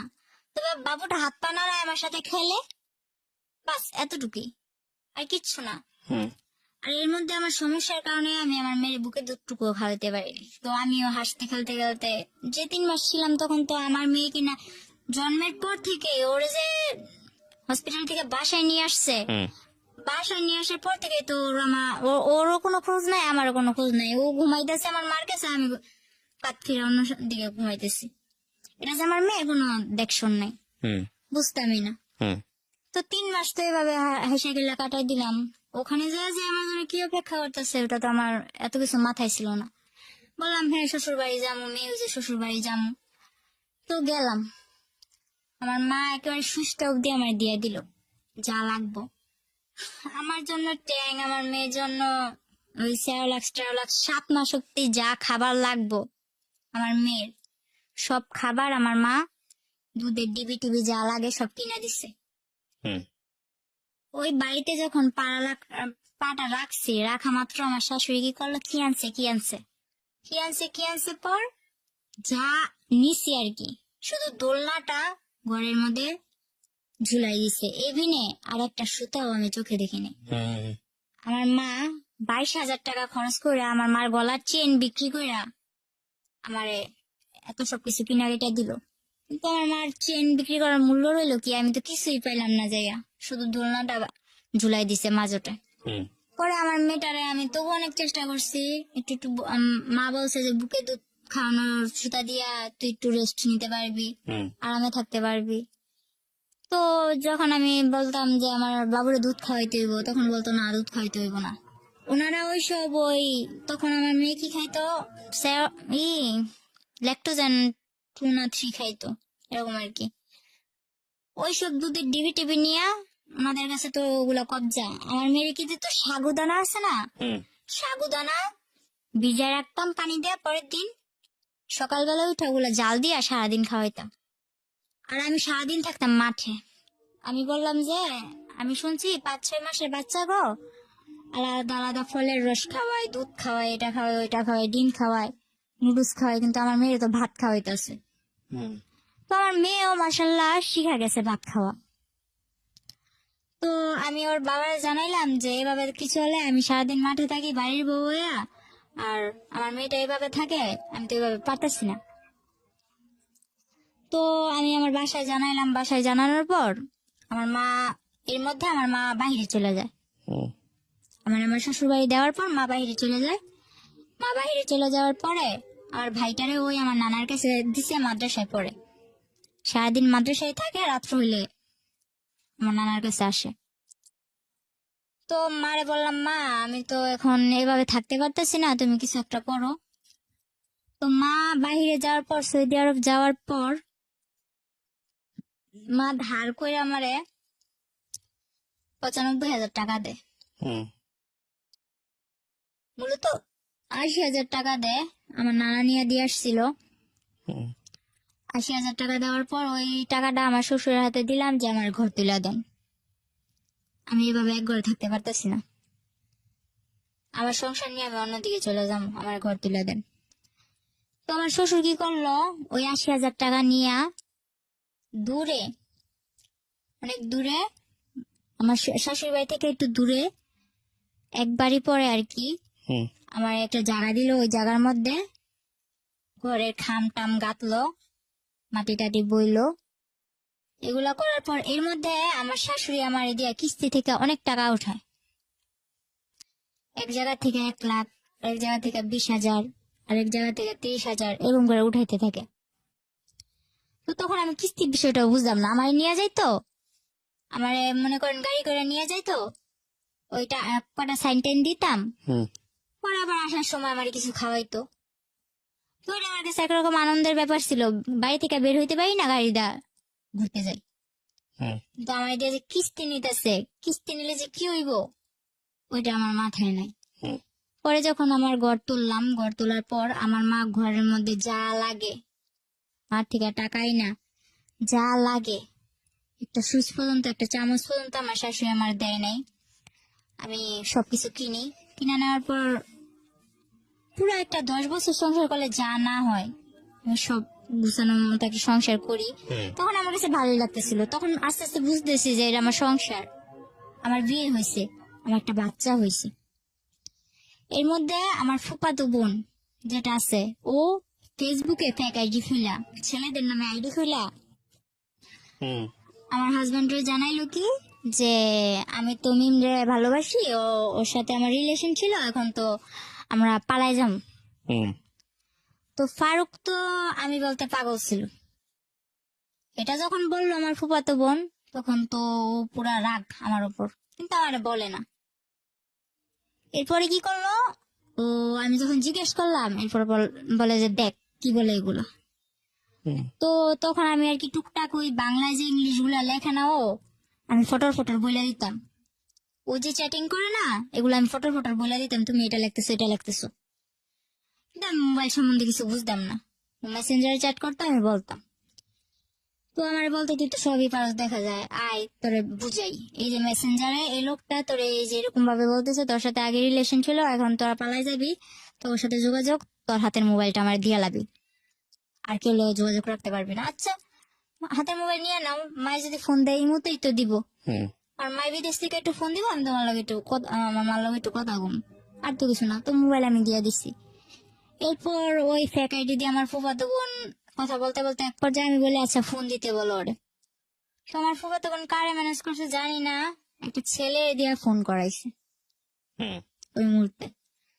ফোন করানোর পর আমার ফুফাতো বোন যাই অশান্তি লাগাইছে, লাগানোর পর আমার মারধর করে আমার বাসায় দিয়ে যায়, আচ্ছা অনেক মারধর করে। তখন আমার মনে করেন এরকম অবস্থা করছে, আমার বাচ্চাটা ছোট ছিল, ও পাটা আছে না, শিল পাটা, হুম আমি খাটের নিচে বসে রয়েছি, ও খাটের উপর দাঁড়ায় ওই পাটা আমার মাথায় ছেড়ে দিচ্ছে। আমি 7 দিন অব্দি আইসিইউতে ছিলাম। ও আর ও যদি মারতো তাহলে বেশিরভাগ মাথায় মারতো, আর যে জায়গায় আমি কারোর কাছে বলতে পারবো না ওই জায়গায় মারতো। বলতো যে তুই যখন আমার হবি না, কার জীবনে আমি তোর যেতে দিব না, এরকম করে আমার মারতো। তো এক পর্যায়ে আমি 7 দিন আইসিইউ থেকে আসার পর আমি এখনো বলি নাই যে আমি 7 দিন অব্দি আইসিইউতে ছিলাম, হুম কারণ আমার মা অনেক কষ্ট পাইবো। পরে আমার বাসায় দিয়া যায়, আমার মেয়ে সহ দিয়া যাওয়ার পর আমার ভাইটারে নিয়ে আমি থাকি। এদিকে আমি বাসায় এসে দেখি আমার ভাই, ছোট ভাইরে আমার ভাইয়ের হাড় নিয়ে হইছে। হুম হাড় নিয়ে হওয়ার পর আমার ভাই বয়স অনুযায়ী বিছনায় প্রস্রাব করে দেয়। হুম আমার বাবা, যে বাবার সাথে আমার মার কোনো যোগাযোগ নাই, আমার ভাইয়ের এই রোগটার জন্য প্রথমত আমার বড় খালারে টাকা দিছে 40,000 ওর চিকিৎসা করতে। বড় খালাই করে নাই, মেজু খালাও ছিল, ও ওনাদের বাসায় গেলে ভালো মন্দ কিছু খাওয়াই দিত আমার ভাইটারে, ব্যাস এতটুকু। আর ছোট খালায় বিয়ে দিছে, ছোট খালায় তেমন একটা আমাকে করে না।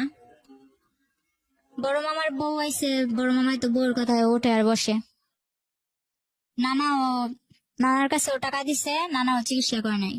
হুম শেষে না পাইরা আব্বুরে মায়ে কল দিছে, নাম্বার জোগাড় কইরা কল দিয়ে বলতেছে যে আমার ছেলে অসুস্থ, আমার ছেলের চিকিৎসা করো। আব্বুরেও টাকা দিছে মায়, মোটা অঙ্কের টাকা দিছে সবাইরে, কিন্তু কেউ চিকিৎসাটা করে নাই। আমি যখন চলে আসি, চলে আসার পর আমার মা আমার হাতে কিন্তু টাকা দেয় নাই। হুম ওই মাসে যা লাগতো, ওই বললাম না যে আমার একটা মামা মেম্বার ছিল, ওনার কাছ থেকে মাসে 2,000 টাকা আনতাম, মনে করেন মোবাইল খরচ, তারপর হইলো যে এভাবে কিছু টুকটাক খাইতে মন চাইলে এসবের জন্য। আর বাজার যা করা লাগতো, বাজারে ফোন দিয়ে কয়ে দিতাম যে রসুন মোবাইল এগুলো এগুলো পাঠাই দিয়ে গেছে, ওনারা পাঠাই দিত। মাঝে মাঝে আমি যাই নিয়ে আসতাম। তো এর মধ্যে আমার বাড়িতে একটা উঠলো কি যে এই মেয়ে কেন এই বাড়িতে থাকবে, ও তো ভাইগা চলে গেছে। হুম তো আমি যা করি ওই মেম্বারে জানাই করি, মেম্বারের কথা ছাড়া আমি উঠে বসি না। কিন্তু গ্রামের মানুষ আমার নামে আজে বাজে কথা বলা শুরু করলো। তো আমার ওই যে বললাম না এর আগে আমার একটা রোগ হয়েছে, ওই রোগটা আবার দেখা দিচ্ছে। আমার বাবু হওয়ার 1 বছর পর আবার দেখা দিল। হুম দেখা দেওয়ার পর ওই রোগটা নিয়ে আমি অনেক দৌড়াদৌড়ি করতেছি, কবিরাজ বাড়ি, ডাক্তার কাছে, নারায়ণগঞ্জ ডাক্তার, ঢাকা এসব দৌড়াদৌড়ি করতেছি। তো তখন আমার মেয়েটারে আমার ছোট ভাই রাখতো, হুম আমি একা একা দৌড়াদৌড়ি করতাম।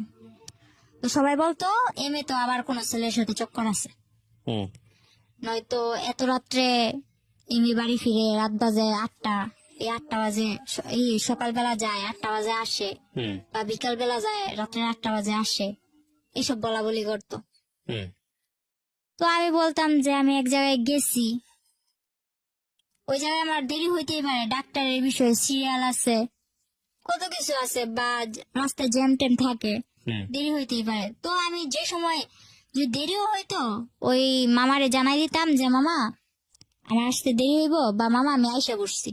হুম তো ওই মামা সবকিছু দিক দিয়ে ঠিকই আছে, মামা বাগনির দিক দিয়ে ঠিকই আছে, মেম্বারে আর আমি ঠিকই আছি। আর আমার মা, হুম যে কোনো সমস্যাও আমার মা আমার ওই মেম্বার মামার লগে হুম শেয়ার করতো। পরে আমার মামা সবকিছু জানতো, কিন্তু এদিক দিয়ে আমার বাড়িতে এরকম আমার নিয়ে অনেক বড় একটা ঝগড়া হয় যে আমি অন্য ছেলে নিয়ে ঘুরতে যাই, হুম আমার মেয়েরে আমার ছোট ভাইয়ের কাছে রাখা, আমার ভাই অসুস্থ আমার ভাইয়ের কাছে রাখা যায়। হুম তো তো এক পর্যায়ে আমি বললাম যে মা আশাকে তো আমার ভাই তো অনেক অসুস্থ, ওর তো অপারেশন করা লাগবে। হুম। আমি মারে না জানে আমার ভাইয়ের এক্সরে করাই, রক্ত পরীক্ষা যা লাগে করাইছি। করানোর পর মারে বললাম, মা আবার ওই মামারে বললো, মা বললো যে ওর হাতে টাকা দিস না, কিন্তু কোন জায়গায় অপারেশন করব ওই জায়গায় তুই টাকা দিবি। হুম। তো আমার হাতে টাকা দিতে না করলো।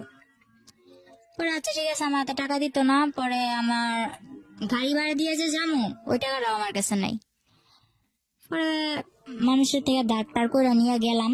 যাওয়ার পরে ওদিকে যাইয়া ভাইয়ের অপারেশনটা করাইলাম। তখন একটা আল্লাহর বান্দা, শুধু আমার বড় খালা গেছে, যার আমার মা 40,000 টাকা দিছিল শুধুমাত্র আমার ভাইয়ের অপারেশনের জন্য। ওই ব্যক্তি ওখানে যাইয়া আমার ভাইয়ের মনে করেন অজ্ঞান কইরা ডাক্তার, আমার ভাই তো তখন আর কি একটু হ্যাংলা ট্যাংলা টাইপের ছিল, ওর ইনজেকশন দিয়ে ডাক্তার বের হয়ে বসে গেল, আমি অপারেশন করতে পারবো না। হুম। ধরতে গেলে আমার ভাইয়ের মরার অবস্থা, আমার খালায় উপরে ঘুমায়। আর আমার ভাইয়ের জন্য যে 500 টাকা ধার করে নিয়েছিলাম, ওর তো হার্নিয়া হয়েছিল, লুঙ্গি লাগবে অপারেশন করতে। লুঙ্গি কিনছে ঠিকই, 100 টাকা দা লুঙ্গি কিনছে ঠিকই ফুটপাত থেকে। বাকি যা টাকা ছিল উনি ওনার নাতনি, বড় মেয়ের যে নাতনি আছে ওই নাতনিদের জন্য জামা কিনছে। সামনে কি হবে ওইটা আর ভাবে নাই। তো আয়সা ঘুমাইতেছে, তো আমি যাই বলতেছি, খালা খালা অপারেশন তো বন্ধ করে দিছে, আমার ভাই তো খারাপ অবস্থা, আমার ভাই তো মরে যাইবো। আমার মেয়েটা আমার কোলে আছে, হুম। এই মেয়ে নিয়ে আমি আমার ভাই নিয়ে দৌড়াদৌড়ি করতেছি। তো পরে মনে করেন আমার খালা তেমন একটা পাত্তা দিল না। এক পর্যায়ে যাই হোক কষ্ট সিদ্ধ আমার ভাইয়ের অপারেশনটা হইলো। অপারেশনটা হওয়ার পর ভাইটা নিয়ে কিছুদিন পর আমার হাজবেন্ডের সাথে আমার যোগাযোগ হইলো। যোগাযোগ হওয়ার পর এর মাঝখানে আবার কি করছে, রাকিব নামে একটা ছেলে, আমাদের গ্রামের পাশের গ্রামের, ওই ছেলে বলতেছে তোর মেয়েও আছে জানি, সবই জানি, কিন্তু তোরে তো আমি ছোট থেকে চোখে চোখে রাখছি, কিন্তু তোর এখন বিয়ে হয়ে গেছে, তোর বিয়ে হোক বাচ্চা হোক যাই হোক আমি তোর নিয়ে যাবো, আমি তোর বিয়ে করুন, সবাইটা জানাই বিয়ে করুন, এসব বলতো। আর ওর বোন আমার বান্ধবী ছিল নাকি, ও বলছে যে আমার বোন তোর বান্ধবী ছিল, তুই নাকি ছোট থেকেই বলতি যে আমার সিটি পাটি, আমার বিয়ের সময় সিটি পাটি, তা বললো নাকি নলোকে এসব দিয়ে বিয়ে, ওই এগরা এগরা ও বলতেছে। পরে মনে করেন ওই ছেলে পাগলের মতো ছিল, ওই ছেলের মা হাতে পায়ে ধরা কান্নাকাটি, এসব না মাথায় না নিয়া যখন ফারুক আবার আমার সাথে যোগাযোগ করা শুরু করলো, তখন আমি আবার ফারুকের বললাম আচ্ছা ঠিক আছে তুমি আইসা আমার নিয়ে যাও। হুম। তো আমার ভাইয়ের অপারেশন হয়েছে কিছুদিন হইলো, আমার বাড়ির মানুষও মনে করেন আমি কোনোখানে গেলে এরকম বাজে বাজে কথা বলে। তো চারিদিক দিয়ে মনে করেন আমি একটা অশান্তির মধ্যে ছিলাম। তো আমি বললাম যে বাপের বাড়ির ইয়ে থেকে ওই শ্বশুর বাড়ি জ্বালাই বালা, এটা কইয়া মনে করেন এর মধ্যে আমার বাপেও হয়েছে, আমার বাপেও হইয়া মনে করেন আমার লগে বাজে বাজে ব্যবহার করে। তো মারে কইলাম তুমি ফোন দিয়া আব্বুরে আনছো কে, আব্বু তো এরকম বাজে বাজে ব্যবহার করে। তো মায়ে বলতেছে কষ্ট করে চল, আর একটা বছর পর তো আমি আই পড়ুন। পরে আমি ফারুকরে খবর দিলাম, ফারুক এসে আমার নিয়ে গেল। নিয়ে যাওয়ার পর আমার অপারেশনের ভাই 2 মাসও হয় নাই, নিয়ে গেলাম ওখানে যাই, আমার ভাইয়ের ওষুধও বন্ধ। ওই যে আমার স্কুলে ভর্তি করাইছিল ওটা, তখন আবার আমি বললাম যে আমি শুরু করি, মোটামুটি শুরু করতেছি। তখন আমার ভাই ছোট, আমার ভাই তো অপারেশনের মানুষ, একটু একটু কিছু খাইতেই চায়। তখন আমি আলাদা করে চলে গেলাম, আমার সংসারে আমি চলে গেলাম।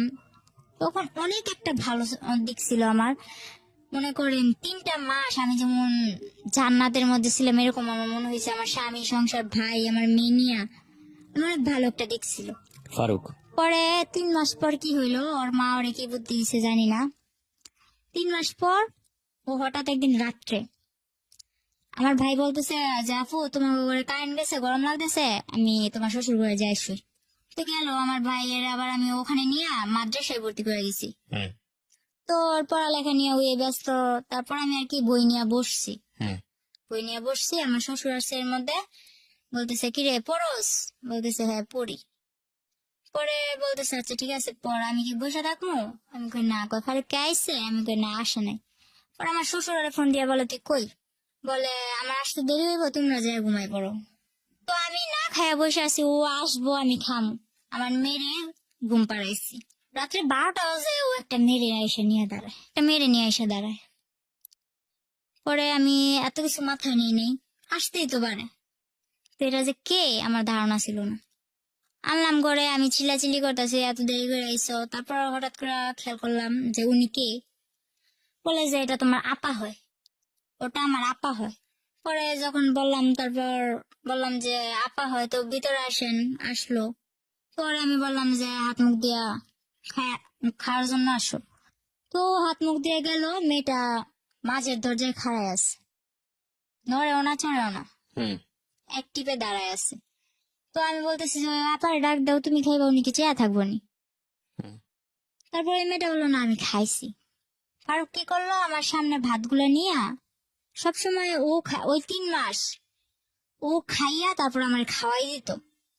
হুম ওই দিন কি করলো, ও ভাত নিয়ে নাড়তেছে। তো আমি বলতেছি তুমি খাইবা কোন সময়, আমি বা খামো কোন সময়, এতক্ষণ ধরে বসে আছি, আমার খিদা লাগছে, তাড়াতাড়ি করো। ও বললো কি আমি খাই আসছি। ও বাইরে থেকে ওই মেয়েটার সঙ্গে একসাথে খাইছে। হুম তো আমি বললাম আমি এতক্ষণ ধরে না খাইছি আর তুমি বাইরে থেকে খাইছো। কয় হ্যাঁ। পরে আচ্ছা ঠিক আছে, না খেলে নাই, এত কিছু মনে নেই নাই। হুম পরে ও আমার ডাকতেছে যে আসো বিছনাটা করে দিয়া যাও। তো আমি বলতেছি আপা শুইব কই। পরে কইতেছে যে তুমি ওই রুমে বিছনা করো, ওই রুমে বিছনা করা বাবুরে ওই রুমে নাও। তো যে ওয়াল ক্লকটা ছিল ওইটা আমার বাবুরে উপরে নিয়ে ওয়াল ক্লকটা টান্দা নিয়ে বলতেছে ওই রুমে। আচ্ছা ওই রুমে বিছনা করলাম। তো আমি ভাবছি ওই রুমে ও আমার সাথে শুইব, আফুটা একা এদিকে শুইব। পরে ও কি করলো, ও খাটের মধ্যে বসে আছে। আপুরে বললো যে তুমি শুয়ে পড়ো। তো আপু ওর ওর পাশ দিয়ে যাইয়া খাটের মধ্যে শুয়ে পড়লো। ও বসে আছে, ও নড়ে না। পরে আমি বললাম কি ব্যাপার, তুমি আসো না। ও আসে না। তখন আমার মনে কিছু একটা বাড়ি খেলো। আমি সারা রাত মাঝ দরজায় বসে আছি, কিন্তু আমার কোনো কথা নাই, শুধু চোখ দিয়া পানি পড়তেছে যে আসলে কি হইতাছে। পরে সকালবেলা আমার শাশুড়ির খবর দিলাম। খবর দেওয়ার পর আমার শাশুড়িও কিছু করলো না। 3 দিন মেয়েটা আমাদের বাড়িতেই থাকলো। কিন্তু আমার ভাইরে একদিন তো বুঝতে দেয় নাই যে ফারুক ওরা আনছে কি ভালো মন্দ। আমার ভাইরে এতটুকু বুঝতে দেয় না, যার জন্য আজও পর্যন্ত আমার ভাই বলতে পারে না এসব কিছুই হয়নি। পরের দিন যখন ওর মার সাথে আমি বললাম যে এরকম এরকম কয় আনতেই পারে, ভালো কথা, বিয়ে করছে ভালো কথা। আমি কিন্তু বিয়ের কথাটা তুলি নাই।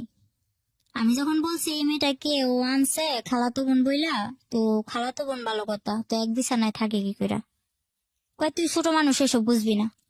তো হ্যাঁ আমি মানলাম আমি ছোট মানুষ, আমার বয়স 14, কিন্তু আমার তো এতটুকু বুঝার ক্ষমতা আছে এক বিছানায় কি করে শোয়। তো পরে আমার বললো কি যে হ্যাঁ বিয়ে করছে আনছে, তো তোর কি। এটা আপনাকে কে বলেছে? আপনার শাশুড়ি? শাশুড়ি বলতেছে। হুম তো আমার শাশুড়ির ঘরে নিয়ে যায়, আমার শাশুড়ির ঘরেই থাকে, ফারুক আমার সাথে থাকে। আমার ভাইটা মাদ্রাসায় আসে যায়, আমার ভাই কিছু জানে না। হুম পরে মনে করেন 3 দিন পর ওই মেয়েটা ওই মেয়ের বাসায় চলে যায়, আমার ঘরে আবার অশান্তি শুরু হয়। ফারুকের মেজু বোন যেটা, ওটার হাজবেন্ড আবার ঘর জামাই থাকে, হুম ওটাকে আইনা আমার ঘরে তুললো। আমার সংসার তো চলেই, এর মাঝে ওই সংসারও এ ঘরেই থাকবে। ওদের ঘরে 2টা বাচ্চা আছে, আর ওরা আর কাদের ঘরে দুটো বাচ্চা? ওই আমার ননসের ঘরে হুম ওরা এখানে থাকবে। তো এক পর্যায়ে আর কি আমি বিষয়টা মাইনা নিতে পারি না। আমি অনেক চিল্লাচিল্লি করার পরে পরে বলি যে আমি এগুলা পারবো না। আপনার বিয়ে হয়েছে 12 বছর বয়সে।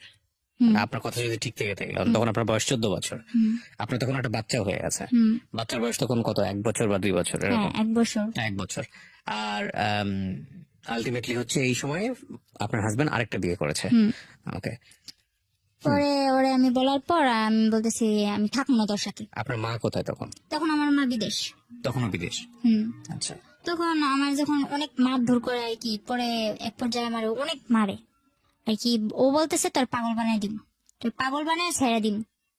তারপর আমি কি করলাম, মাইর খাইয়া সকালবেলা উঠা ওরে আমি বললাম তুমি আমার এরকম করে মারতে পারলা, আমি তো তোমার কাছে ইচ্ছা করে আসি নাই। এর মধ্যে ও সবাইরে জানাইছে কি, আমার বাড়ির লোক ওর বাড়ির লোক সবাইরে জানাইছে আমাদের মধ্যে কোনো একটা সম্পর্ক ছিল, আমরা প্রেম করে বিয়ে করছি। এই আমি ওর কাছে ওই চট্টগ্রাম গেছি, কিন্তু ও আমারে আনে নাই। হুম ও জানাইছে এরকম। যাতে করে আপনি আর ফ্যামিলিতে ব্যাক করতে না পারেন। হ্যাঁ হুম। ও এরকম জানাইছে যে আমি চট্টগ্রাম গেছি ইচ্ছা কইরা, স্ব ইচ্ছায়, ও আমারে নেয় নাই। হুম। আমার ফ্যামিলিতেও এটা বুঝাইছে, ওর ফ্যামিলিতেও এটা বুঝাইছে। তো আমি যখন ওর ভাত খামু, ওর সংসার করমু, আমার ভিতরে এত কিছু ছিল না যে হ্যাঁ আমি ওর কথাটা দুই করমু। আচ্ছা ঠিক আছে, ও যা বলছে এটাই, এটাই সত্যি, আমার সত্যি মিথ্যার প্রয়োজন নেই। এটা ভাইবা আমি ওর আর কিছু বলি নাই। আমার বাড়ির যাই হোক, লোকের, তারপরে কি হলো, আপনার কি করলেন আপনি? হ্যাঁ পরে মনে করলেন আমার বাড়ির লোকেরা সত্যি কিছু বলি নাই। হুম। ও আমার অনেক মারার পর আমি যাই কেস করি একটা। কেস করলেন? হুম। আমি জানি না, ওইদিকে রাস্তাঘাটও চিনি না। মাইর খাইয়া সকালবেলা আমার ভাইটার আর আমার মেয়েটারে না খাওয়া অবস্থা, এর মধ্যে এই মারামারির মধ্যে ও আমার 1 মাস না খাওয়ায় রাখছে।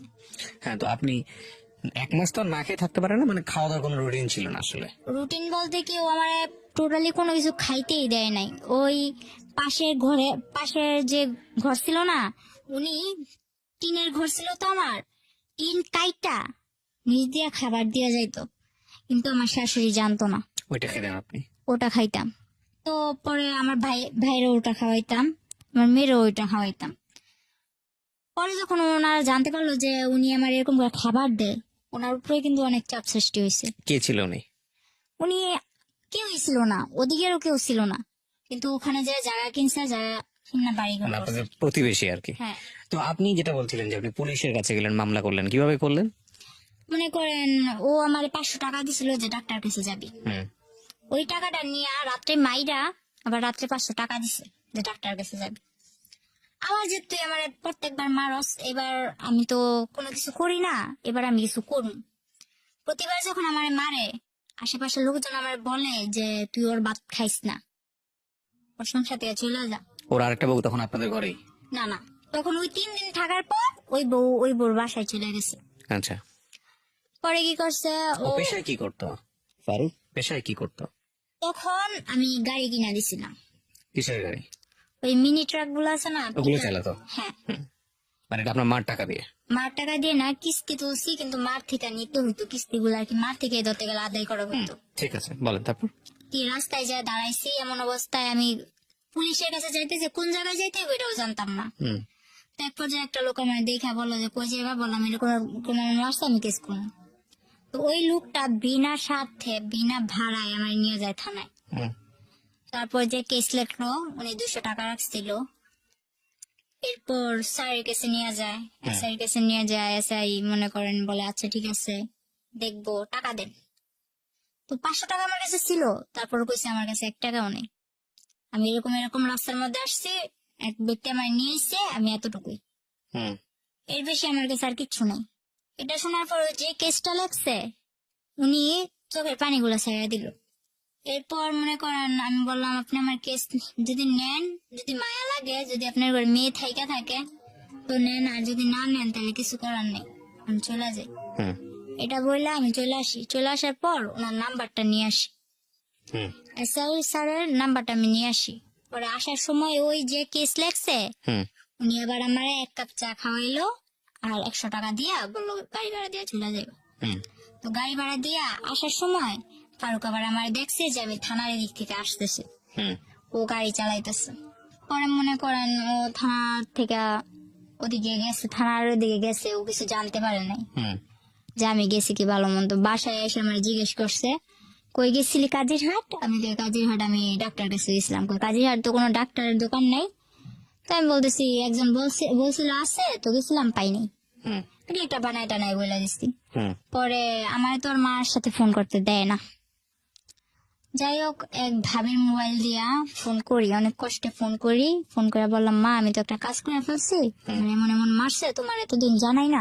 ওর কাছে আমি যতই মাইর খাইছি, আমি কিন্তু আমার মারে জানাই নাই। ঠিক আছে, পরে মনে করেন মারে জানানোর পর মায়ে কয় তুই এটা কি করছিস, তুই কি স্ক্যান করছিস, তুই এটা ভুল করছিস। তো মারে বললাম আমার মারছে, ওইটা কি ভুল না। এটা বলার পর মা মনে করেন আর কিছু ভাবলো না, মা টিকিট কাটলো, বাংলাদেশে? বাংলাদেশে চলে আসবো। হুম। মা ডাইরেক্ট আমার শ্বশুর বাড়ি আসে কেস করার 1 সপ্তাহ পর। হুম। এর মধ্যে আমার মারধর করছে, আমি হসপিটালও আমার নিয়ে যাওয়া হয়েছে। যারা হসপিটাল নিচ্ছে তারাও মাইর খেয়েছে আমার জন্য, হুম। এরকম ভাবে মারতো। আর যতবার মারতো, ওই আমার বাবা যেমন আমার সামনে রেখে আমার মারে মারতো না, ওরকম আমার মেয়েটারে আর আমার ভাইটারে সামনে রেখে আমার মারতো। হুম। তো হয়তো বা ওই সময়টা আমার ভাইটারে নিয়ে গেছিলাম দেখে আমি জীবিত আছি এই যে পর্যন্ত। যতবার মারছে আমার মাইরা ফেলার চেষ্টা করছে ততবার আমার ভাইটা সামনে যায় দাঁড়াইছে আর কি। হুম। পরে ওরে কি করব, ওর আর কিছু করার নাই। মায় গেল, মায় যাওয়ার পর মায় অনেক টাকা পয়সা ভাঙলো কেসের মধ্যে। আমরা যদি 5,000 খাওয়াই ওরা 10,000 খাওয়াই, ওরা যদি 10,000 খাওয়াই আমরা 20,000 খাওয়াই। এরকম করতে করতে এক পর্যায়ে কেসটা কিভাবে ওরা নামাই নিয়ে এসে বসছে হুম। টাকা দিয়ে। তো কি করছে, মা বলতেছে 3 দিন পর মা বলতেছে কই আমি বাসায় চলে যাই, আমারও তো ঘর দুয়ার যায় ঝাড়তে লাগবো। এতদিন পর 3-4 বছর 2 বছর ধরে ঘরটা এরকম ভাবে পড়ে আছে, তুই আয়। হুম। তো আমি বলি মা আমি তো আসার পর মাত্র 27টা মাস ধরে এদিকে আসা কেসটা হয়েছে। কি হলো? তারপর কেসটা কি হলো নাকি কেসটা হলো না? কেসটা আর হয় নাই, ওরা টাকা দিয়া সব মীমাংসা হলো, একদম মাটি হুম। পুরা ঠান্ডা, কোনো কথা নাই। হুম। পরে মা চলে আসার পর মা এক জায়গা দিয়ে আমার ভাইটা তখন বন্যায় আমার ঘর, ঠিক আছে, হুম। আমার মারধর করার মনে করেন 1 মাস আগে নাজিরহাট হুম। বন্যা হয়েছিল, হয়তো শুনছিলেন, চট্টগ্রাম তলাই গেছিল পুরা। হুম। আমার ঘরে প্রায় আমার বুক সমান পানি, আমার ঘরের পিড়া টিরা সবকিছু নিয়ে গেছে, শুধু আমার ঘরটা পাকা ছিল দেখে আমার ঘরটা টিকে আছিল এক পর্যায়ে স্রোতের মুখে। হুম। তো এই মনে করেন আমার শুধু ভিটাটার জন্য আমার ঘরটা ছিল। পরে আমার ভাই আর আমার মা বিদেশ থেকে আসার পর আমার এই যে মারছে, ওদিকে না চাইয়া আমি বলছি যে মা আমি ওর ভাতই খামু। মানুষ কত কষ্ট করে ভাত খায় না, গাজারও ভাত খায়, জোয়ারও ভাত খায়, আমি ওর ভাত খামু। পরে মা তারপরও বলছেন আপনি ফারুকের ভাত খান। হ্যাঁ, আমার একটা মেয়ে আছে আমি খামু, কারণ আমার মায় ও আমার বাবার রেখা চলে আইছে, আমিও যদি চলে যাই তাহলে। মানে আপনি চিন্তা করেছেন যে আপনার মতোই যদি আপনার মেয়েটার ফিউচার হয়, হ্যাঁ, যাতে না হয় সে কারণে। হ্যাঁ। পরে কি করলাম, মারে এসব বুঝে আমারে বাসায় পাঠাই দিলাম। মায়ে আসলো, মায়ে এসে 3 দিন পর মনে করেন আমার উপরে আবার মারধর মারধর করার পর আমি বললাম যে আচ্ছা ঠিক আছে, আমার মারধর করিস না, আমি বাসা থেকে ঘুরে আসি, আমি আবার চলে আসবো, কিন্তু বাসা থেকে ঘুরে আসি। পরে বলতেছে তুই তো গেলা রাবি না। পরে বলতেছি না আমি আমু। তখন গ্রামের মানুষ একটা প্রশ্ন তুললো, কি কয় তোমরা যে বিয়ে করছো এই বিয়ের প্রমাণটা দাও।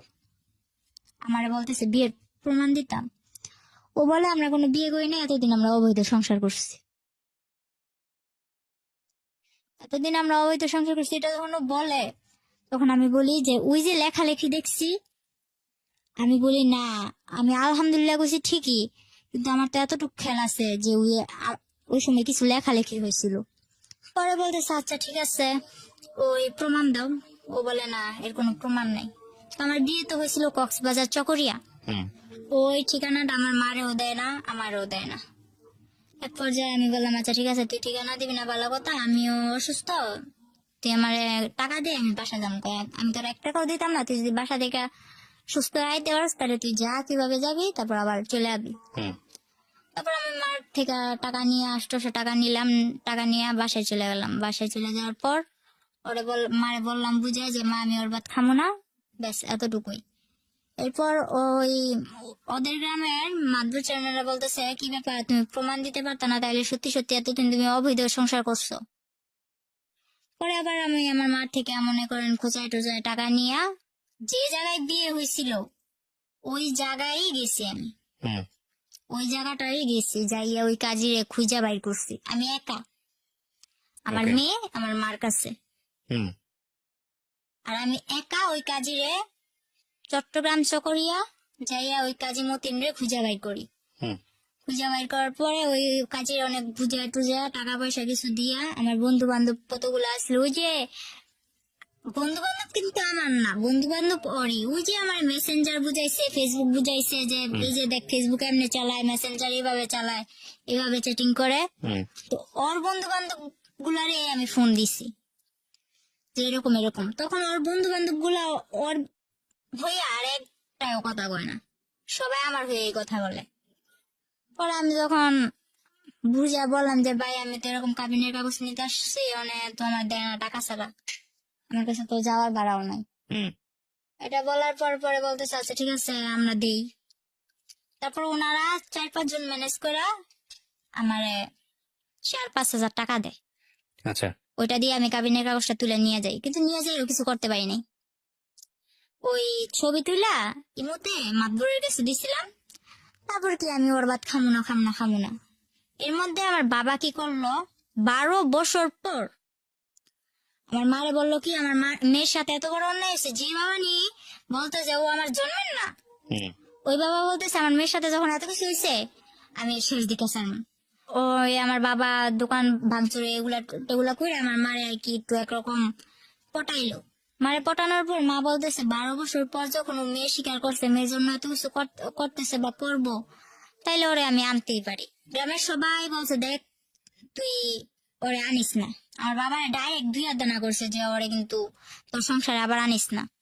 তো আমার মা আনছে। আনার পর আমরাও ভাবছি বাবা পাইছি দুনিয়া পাইছি। তো বাবা পাইছি দুনিয়া পাইছি এটা ভাইবা বাবারে খুব হাসি মুখে অনেক 6-7 দিন সংসার কাইটা গেছে। পরে আমি বললাম যে আমি কিছু একটা করবো, হয়তো তো আমার মেয়েটার ভবিষ্যৎ অন্ধকার। এটা বলার পর এই 1 সপ্তাহের মধ্যে আমার মারে পুরো, আমার মা এতদিন যে বিদেশ করছে যা ছিল আমার বাবা হাত করে দিছে। মানে এইসব কাজ করবে না, এই ধান্দাবাজি করে। তো আমার মারে কিভাবে এসব করে আমার মা বুঝতে পারে নাই যে আমার মারে একদম সর্বশান্ত করে দিচ্ছে। তারপর আমার মা কি করলো, এই 1 সপ্তাহের মধ্যে এরকম করার পর আমি বলতেছি, আমার বাবাও কি করলো, আমার মার সাথে আবার ঝগড়াঝাটি। তো যখন বললো তুই এরকম করলে কোনো লাভ নাই, এখন সবকিছু তো আমার বাবা বলতেছে মারে এই কথা বলার পর মা বললো আচ্ছা ঠিক আছে সবকিছু তোমার, তাহলে তুমি সংসার চালাও। কই চালামু, আমি ভুষা মাল রাখছি, এই ভুষা মালের জন্য তুই টাকা দে। তো মা বললো আমি টাকা দিন করতে যা ছিল তোমার তো দিয়েই দিছি, বলে কিস্তি তুলে দে। শেষ পর্যায়ে মা একটা কিস্তি তুলে দেয়। কিস্তি তুলে দেওয়ার পর বাবা ওই কিস্তির টাকা মুকা নিয়ে বাবা চলে যায়। তো ওই সময় আমাদের সংসারটা এরকম পর্যায়ে যায়, একবেলা খাইতো আর একবেলা তাকায় থাকি। তখন আমি বললাম মা আমি কিছু একটা করুম। তো মা কি করলো, বয়স বাড়াইয়া আমার জন্ম তারিখ হলো 2002 সালের এপ্রিল মাসের 3 তারিখে। তো আমার জন্মের 1995 সালে না কয় সালে কি আমার 25 বছর করে একটা পাসপোর্ট করে, জন্ম নিবন্ধনের কার্ড করে 11 দিনে আমার মা পাসপোর্টটা বের করে টাকা দিয়া, ধার করে টাকা নিয়ে আমার পাসপোর্ট করছে আর বাইরে পাঠাই দিব। বাবা 1 মাস পর আবার এসে বলতেছে আমি সংসারের হাল ধরমু, মাইয়াটা বিদেশ পাঠানো লাগতো না, মায়ের বিয়া দিব। আমার মেয়েটা আছে বলতেছে নাতিন আমি পালমু, মাইয়া বিয়া দিব। তখন মা এখনো জানে না, কিন্তু আমি খবর নিয়ে দেখছি এমন একটা ছেলের সাথে বিয়ে দিতে চায় যে মনে করেন, আমি মনে করি যদি গরিবের ভাতও খায় না, বাসতলায়ও থাকে না, তাও সুখ আছে, কিন্তু যারা নেশা করে তাদের ভিতরে সুখ নেই। এটা জানার পর আমি মনে করেন বাবার সাথে অনেক রাগারাগি অনেক কিছু, পরে আমি আবার ফারুকের সাথে যোগাযোগ করা শুরু করি লুকায় টুকায়। আমি চলে আসার পর বাবা 3 মাস আমার মোবাইলটা বন্ধ রাখে। বন্ধ রাখার পর ফলে ফারুক আমারে ফোন দিয়া পায় না, আমিও ফারুকের কাছে ফোন দিতে পারি না। তো ও ভাবে যে ওর ভাত খামো না, এই জন্য যোগাযোগ করি না। তো এটা ভাবার পর ও আমার টেনশন মাথা থেকে সারিয়ে দেয়। ও ওই যে আগে যে একটা বিয়ে করছে, ওই বিয়ের পরও আমাদের নারায়ণগঞ্জ এর মধ্যে এদিকে এসে একটা গার্মেন্টস এর মেয়ে বিয়ে করে, মানে সে বিয়ের উপরেই আছে আর কি মোটামুটি। হ্যাঁ। পরে আমি জানতে পারি যে কোনো ভাবে, জানতে পারার পর ওরে বলি যে তুমি এরকম বিয়ে করছো। বিয়ে করছি ঠিক আছে, তুই যদি নারায়ণগঞ্জ আইসা আমার জন্য টাউনে আইসা কোনো একটা কাজ কর্ম ঠিক করস, তাহলে আমি তোর কাছে পড়বো, একটা বাসা লবি, তুই আর আমি থাকবো। তো আমি বললাম যে বাবা আমি বিয়ে করবো না। তখন আমার বাবা আমার অনেক মারধর করে। আপনি আবার চলে যান ফারুকের কাছে? চলে যায় না, ও আমার কাছে আসে না। আপনি রাজি ছিলেন? হ্যাঁ। পরে বাবা আমার অনেক মারলো, মনে করেন আমার তো বাবুর আব্বু মারছেই, ফারুক তো আমার মারছে, কিন্তু ফারুকের থেকে দেখুন আমার বাবা আমারে মারলো। পরে আমার জন্য মা অনেক মার খাইলো। পরের দিন আমি বললাম যে আমি থাকবো না, আমি চলে যাবো। তো কিছুতে আমার ঘর থেকে বের হইতে দেন আমার মা। পরে কি করলাম, বললাম আমি খালাগো বাসায় যাবো, আমার কাছে ভালো লাগতেছে না, আমি খালাগো বাসায় যাবো।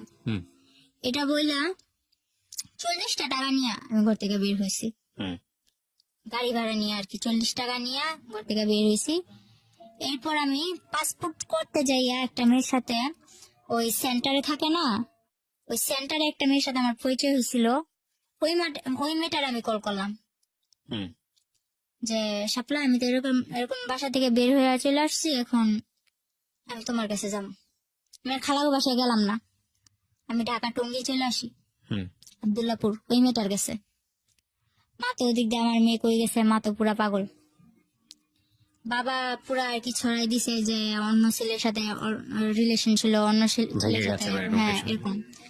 আর এর মধ্যে আমার যে মোবাইলটা ছিল ওখানে আর কি আমার দেওর, তারপর হইলো ওর গ্রামের আশেপাশে বা অন্য যারা গাড়ি চালাইতো দু একজনের নাম্বার ছিল না, হুম ওইরকম নাম্বার গুলা নিয়ে সবাই আমার বাবা বিরক্ত করলো যে কার সাথে গেছে আমার মেয়ে। এগুলো আসলে লোক দেখানোর জন্য। পরে আমার বাবা এরকম করার পরে আমি চলে আসলাম। তারপর ওই ফেসবুকে ওরই বন্ধু এক আনোয়ার, ও ওমান থাকে, ও কি করলো, হঠাৎ করে আমার ফোনে ফোন দিল। তখন আমি ওই শাপলার কাছে, যে মেয়েটার সাথে আমার পরিচয় হয়েছিল, ওই মেয়েটার কাছে, শাপলার কাছে। পরে কি করলাম, ওই শাপলার কাছে যাওয়ার পর আমি ঘুম, হুম ওই আনোয়ার কল দিছে আমারে। কল দেওয়ার পর আমি রিসিভ করি না, ও রিসিভ করে, বলো যে মিম কই। বলে মিম তো ঘুমাইতেছে, ও তো অনেক অসুস্থ, ও তো ওর বাড়ি ছেড়ে চলে আসছে, ওর বাবার অনেক মারধর করছে, ও তো এখন চলে আসছে। হুম কয় ও কি কিছু খাইছে? ওই আনোয়ার আবার আমার প্রতি একটু দুর্বল ছিল, এটা আমি জানতাম না, হুম তখন জানলাম। ও কি কিছু খাইছে? পরে শাপলা বললো না খাই নাই, আমার কাছে টাকা নাই, খাওয়াইতে পারে নাই।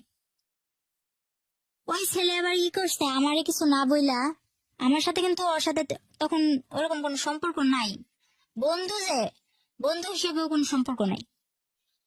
ও কি করলো, বললো যে তুমি এখন বিকাশের দোকান যাও। ওই মেয়েটার সাথে সাথে বিকাশের দোকানে যাওয়ার পর 10,000 টাকা দেয় ওরে আমার খাওয়ানোর জন্য, কিন্তু আমি জানি না। পরে ওই মেয়েটা আমার নিয়ে আমার বলে না, আমার ফোনে আর ফোন দেয় না, ওই শাপলার নাম্বার নিয়ে শাপলার সাথে যোগাযোগ করে আমি কেমন আছি, ভালো আছি কিনা, শাপলারে জিজ্ঞেস করে, হুম তো আমারে জিজ্ঞেস করে না। পরে শাপলা আমার খাওয়াইতেছে দাওয়াইতেছে খুব ভালো। এর মধ্যে আরেকটা ছেলে, ওর নামটা আমি ভাঙতে চাইতেছি না, ওই ছেলেটাই মেসেঞ্জার আমারে বলে, ওই ছেলেটার সাথে আমার অনেকদিন ধরে যোগাযোগ, আমার মেয়ে আছে, আমার কিভাবে সংসার ফেলায় আমি আসছি, আমার বাবা আমারে মারধর করে, টোটালি সব জানে। ফেসবুকে। হ্যাঁ, ওই মেসেঞ্জারে কতগুলো গ্রুপ থাকে না, হুম ওই গ্রুপ থেকে সব জানে। সব জানার পর তারপর ও বললো কি, ওরে কিন্তু আমি প্রথম আঙ্কেল ডাকছিলাম, ওই ছেলেটারে প্রথম আমি আঙ্কেল ডাকছিলাম। পরে ওই ছেলেটা বলে যে, আমি বলতেছি যে এক পর্যায়ে যখন আমি ওই টঙ্গী আবদুল্লাপুর চলে আসি, এরপর আস্তে আস্তে আমি ওই মেসেঞ্জারে কথা বলা শুরু করি ফারুকের সাথেও, আর ওর বন্ধু বান্ধবের সাথেও, আর আমার কিছু বন্ধু বান্ধব আছে ওদের সাথেও। এরকম করতে করতে অনেক বন্ধু বান্ধব হয়ে গেল। তো ওই ছেলেটা বলতেছে যে তখন আমার ফেসবুকে সবাই বাবলি নামে চিনতো, তো যেখানে মারিয়া নামটা শুনে ওইখানেই আমার হাজবেন্ড ফারুক আমার ভাইরাল করে, ওই অন্য মাইসের বডিতে আমার ফেস টেস লাগায় ভাইরাল টাইরাল করে, অপমান করে। হুম তো আমার এক ফ্রেন্ড আমারে মিম আক্তার নামে একটা আইডি খুলে দিল। হুম তো মিম আক্তার নামে আইডি খুলে দেওয়ার পর ও তখন থেকে আমার মিম মিম বলে। যখন ওই ছেলের সাথে আমার পরিচয় হইলো, ওই ছেলের সাথে পরিচয় হওয়ার পরে আমি বলতেছি যে এরকম এরকম, আমার একদিন জিজ্ঞেস করতেছে যে তোমার সমস্যা কি, তুমি কারোর সাথে বেশি মিশো না কেন, আর তোমার দেখলে সবাই এত অপমান করে কেন। এটা যখন বলছে তখন আমি সবকিছু ওর কাছে ভেঙে বললাম। তখন ও আমার বললো, কয় আমারও একটা বোন আছে, ও ইন্ডিয়া চলে গেছে, ওর নামও আমার নাম যেটা, ওর নামও এটা। এক পর্যায়ে বললো যে তুমি যদি আমাদের এখানে আসো তাহলে আমি কাজ ঠিক করে দিতে পারি তোমারে। তো আমি এতটুকু বিশ্বাস নিয়ে গেছিলাম। আর যাওয়ার আগে ও আমার এতটুকু ভরসা দিছিল যে ওর কাছে যাওয়ার পর আমার কোনো ক্ষতি হইব না, হুম আমার গায়ে একটা আঁচড়ও লাগবে না। যাওয়ার পর যেটা হইলো, কিছুদিন ভালোই ছিলাম, একটা বাসায় উঠলাম, তো ওই আনোয়ার এদিক দিয়ে আমার জন্য পাগল, সাপলারেও পাগল করে দিতেছে, ওইটা আমি জানি না। আনোয়ারের মা আমারে ফোন দেয়, আনোয়ারের ভাবি আমারে ফোন দিয়ে আর কি যা ইচ্ছা তাই। পরে মনে করেন ওই ছেলেটার ওখানে যাইয়া কিছুদিন ভালো ছিলাম, একটা ফ্যামিলিতে যাই আমি ওঠার পর ওই ছেলের সাথে মনে করেন ও আমার কাজ ঠিক করে দেয়, কাজ টাজ করি। পরে এক পর্যায়ে ও আমার কি করলো, আমার অনিচ্ছাকৃত ভাবে ও আমার পুরোটা যাই না, আমার সাথে জোর করা মনে করেন ফিজিক্যাল ভাবে আর কি এক পর্যায়ে Harassment আমার, করা। হ্যাঁ। পরে এরকম করতে লাগলো, এরকম করতে করতে তিনবার আমার সাথে এরকম বাজে এরকম হয়েছে। হওয়ার আপনার পর বাচ্চাটা কোথায় তখন? তখন আমার মার কাছে। তো আপনি ছেলেটার কাছে কেন গেলেন?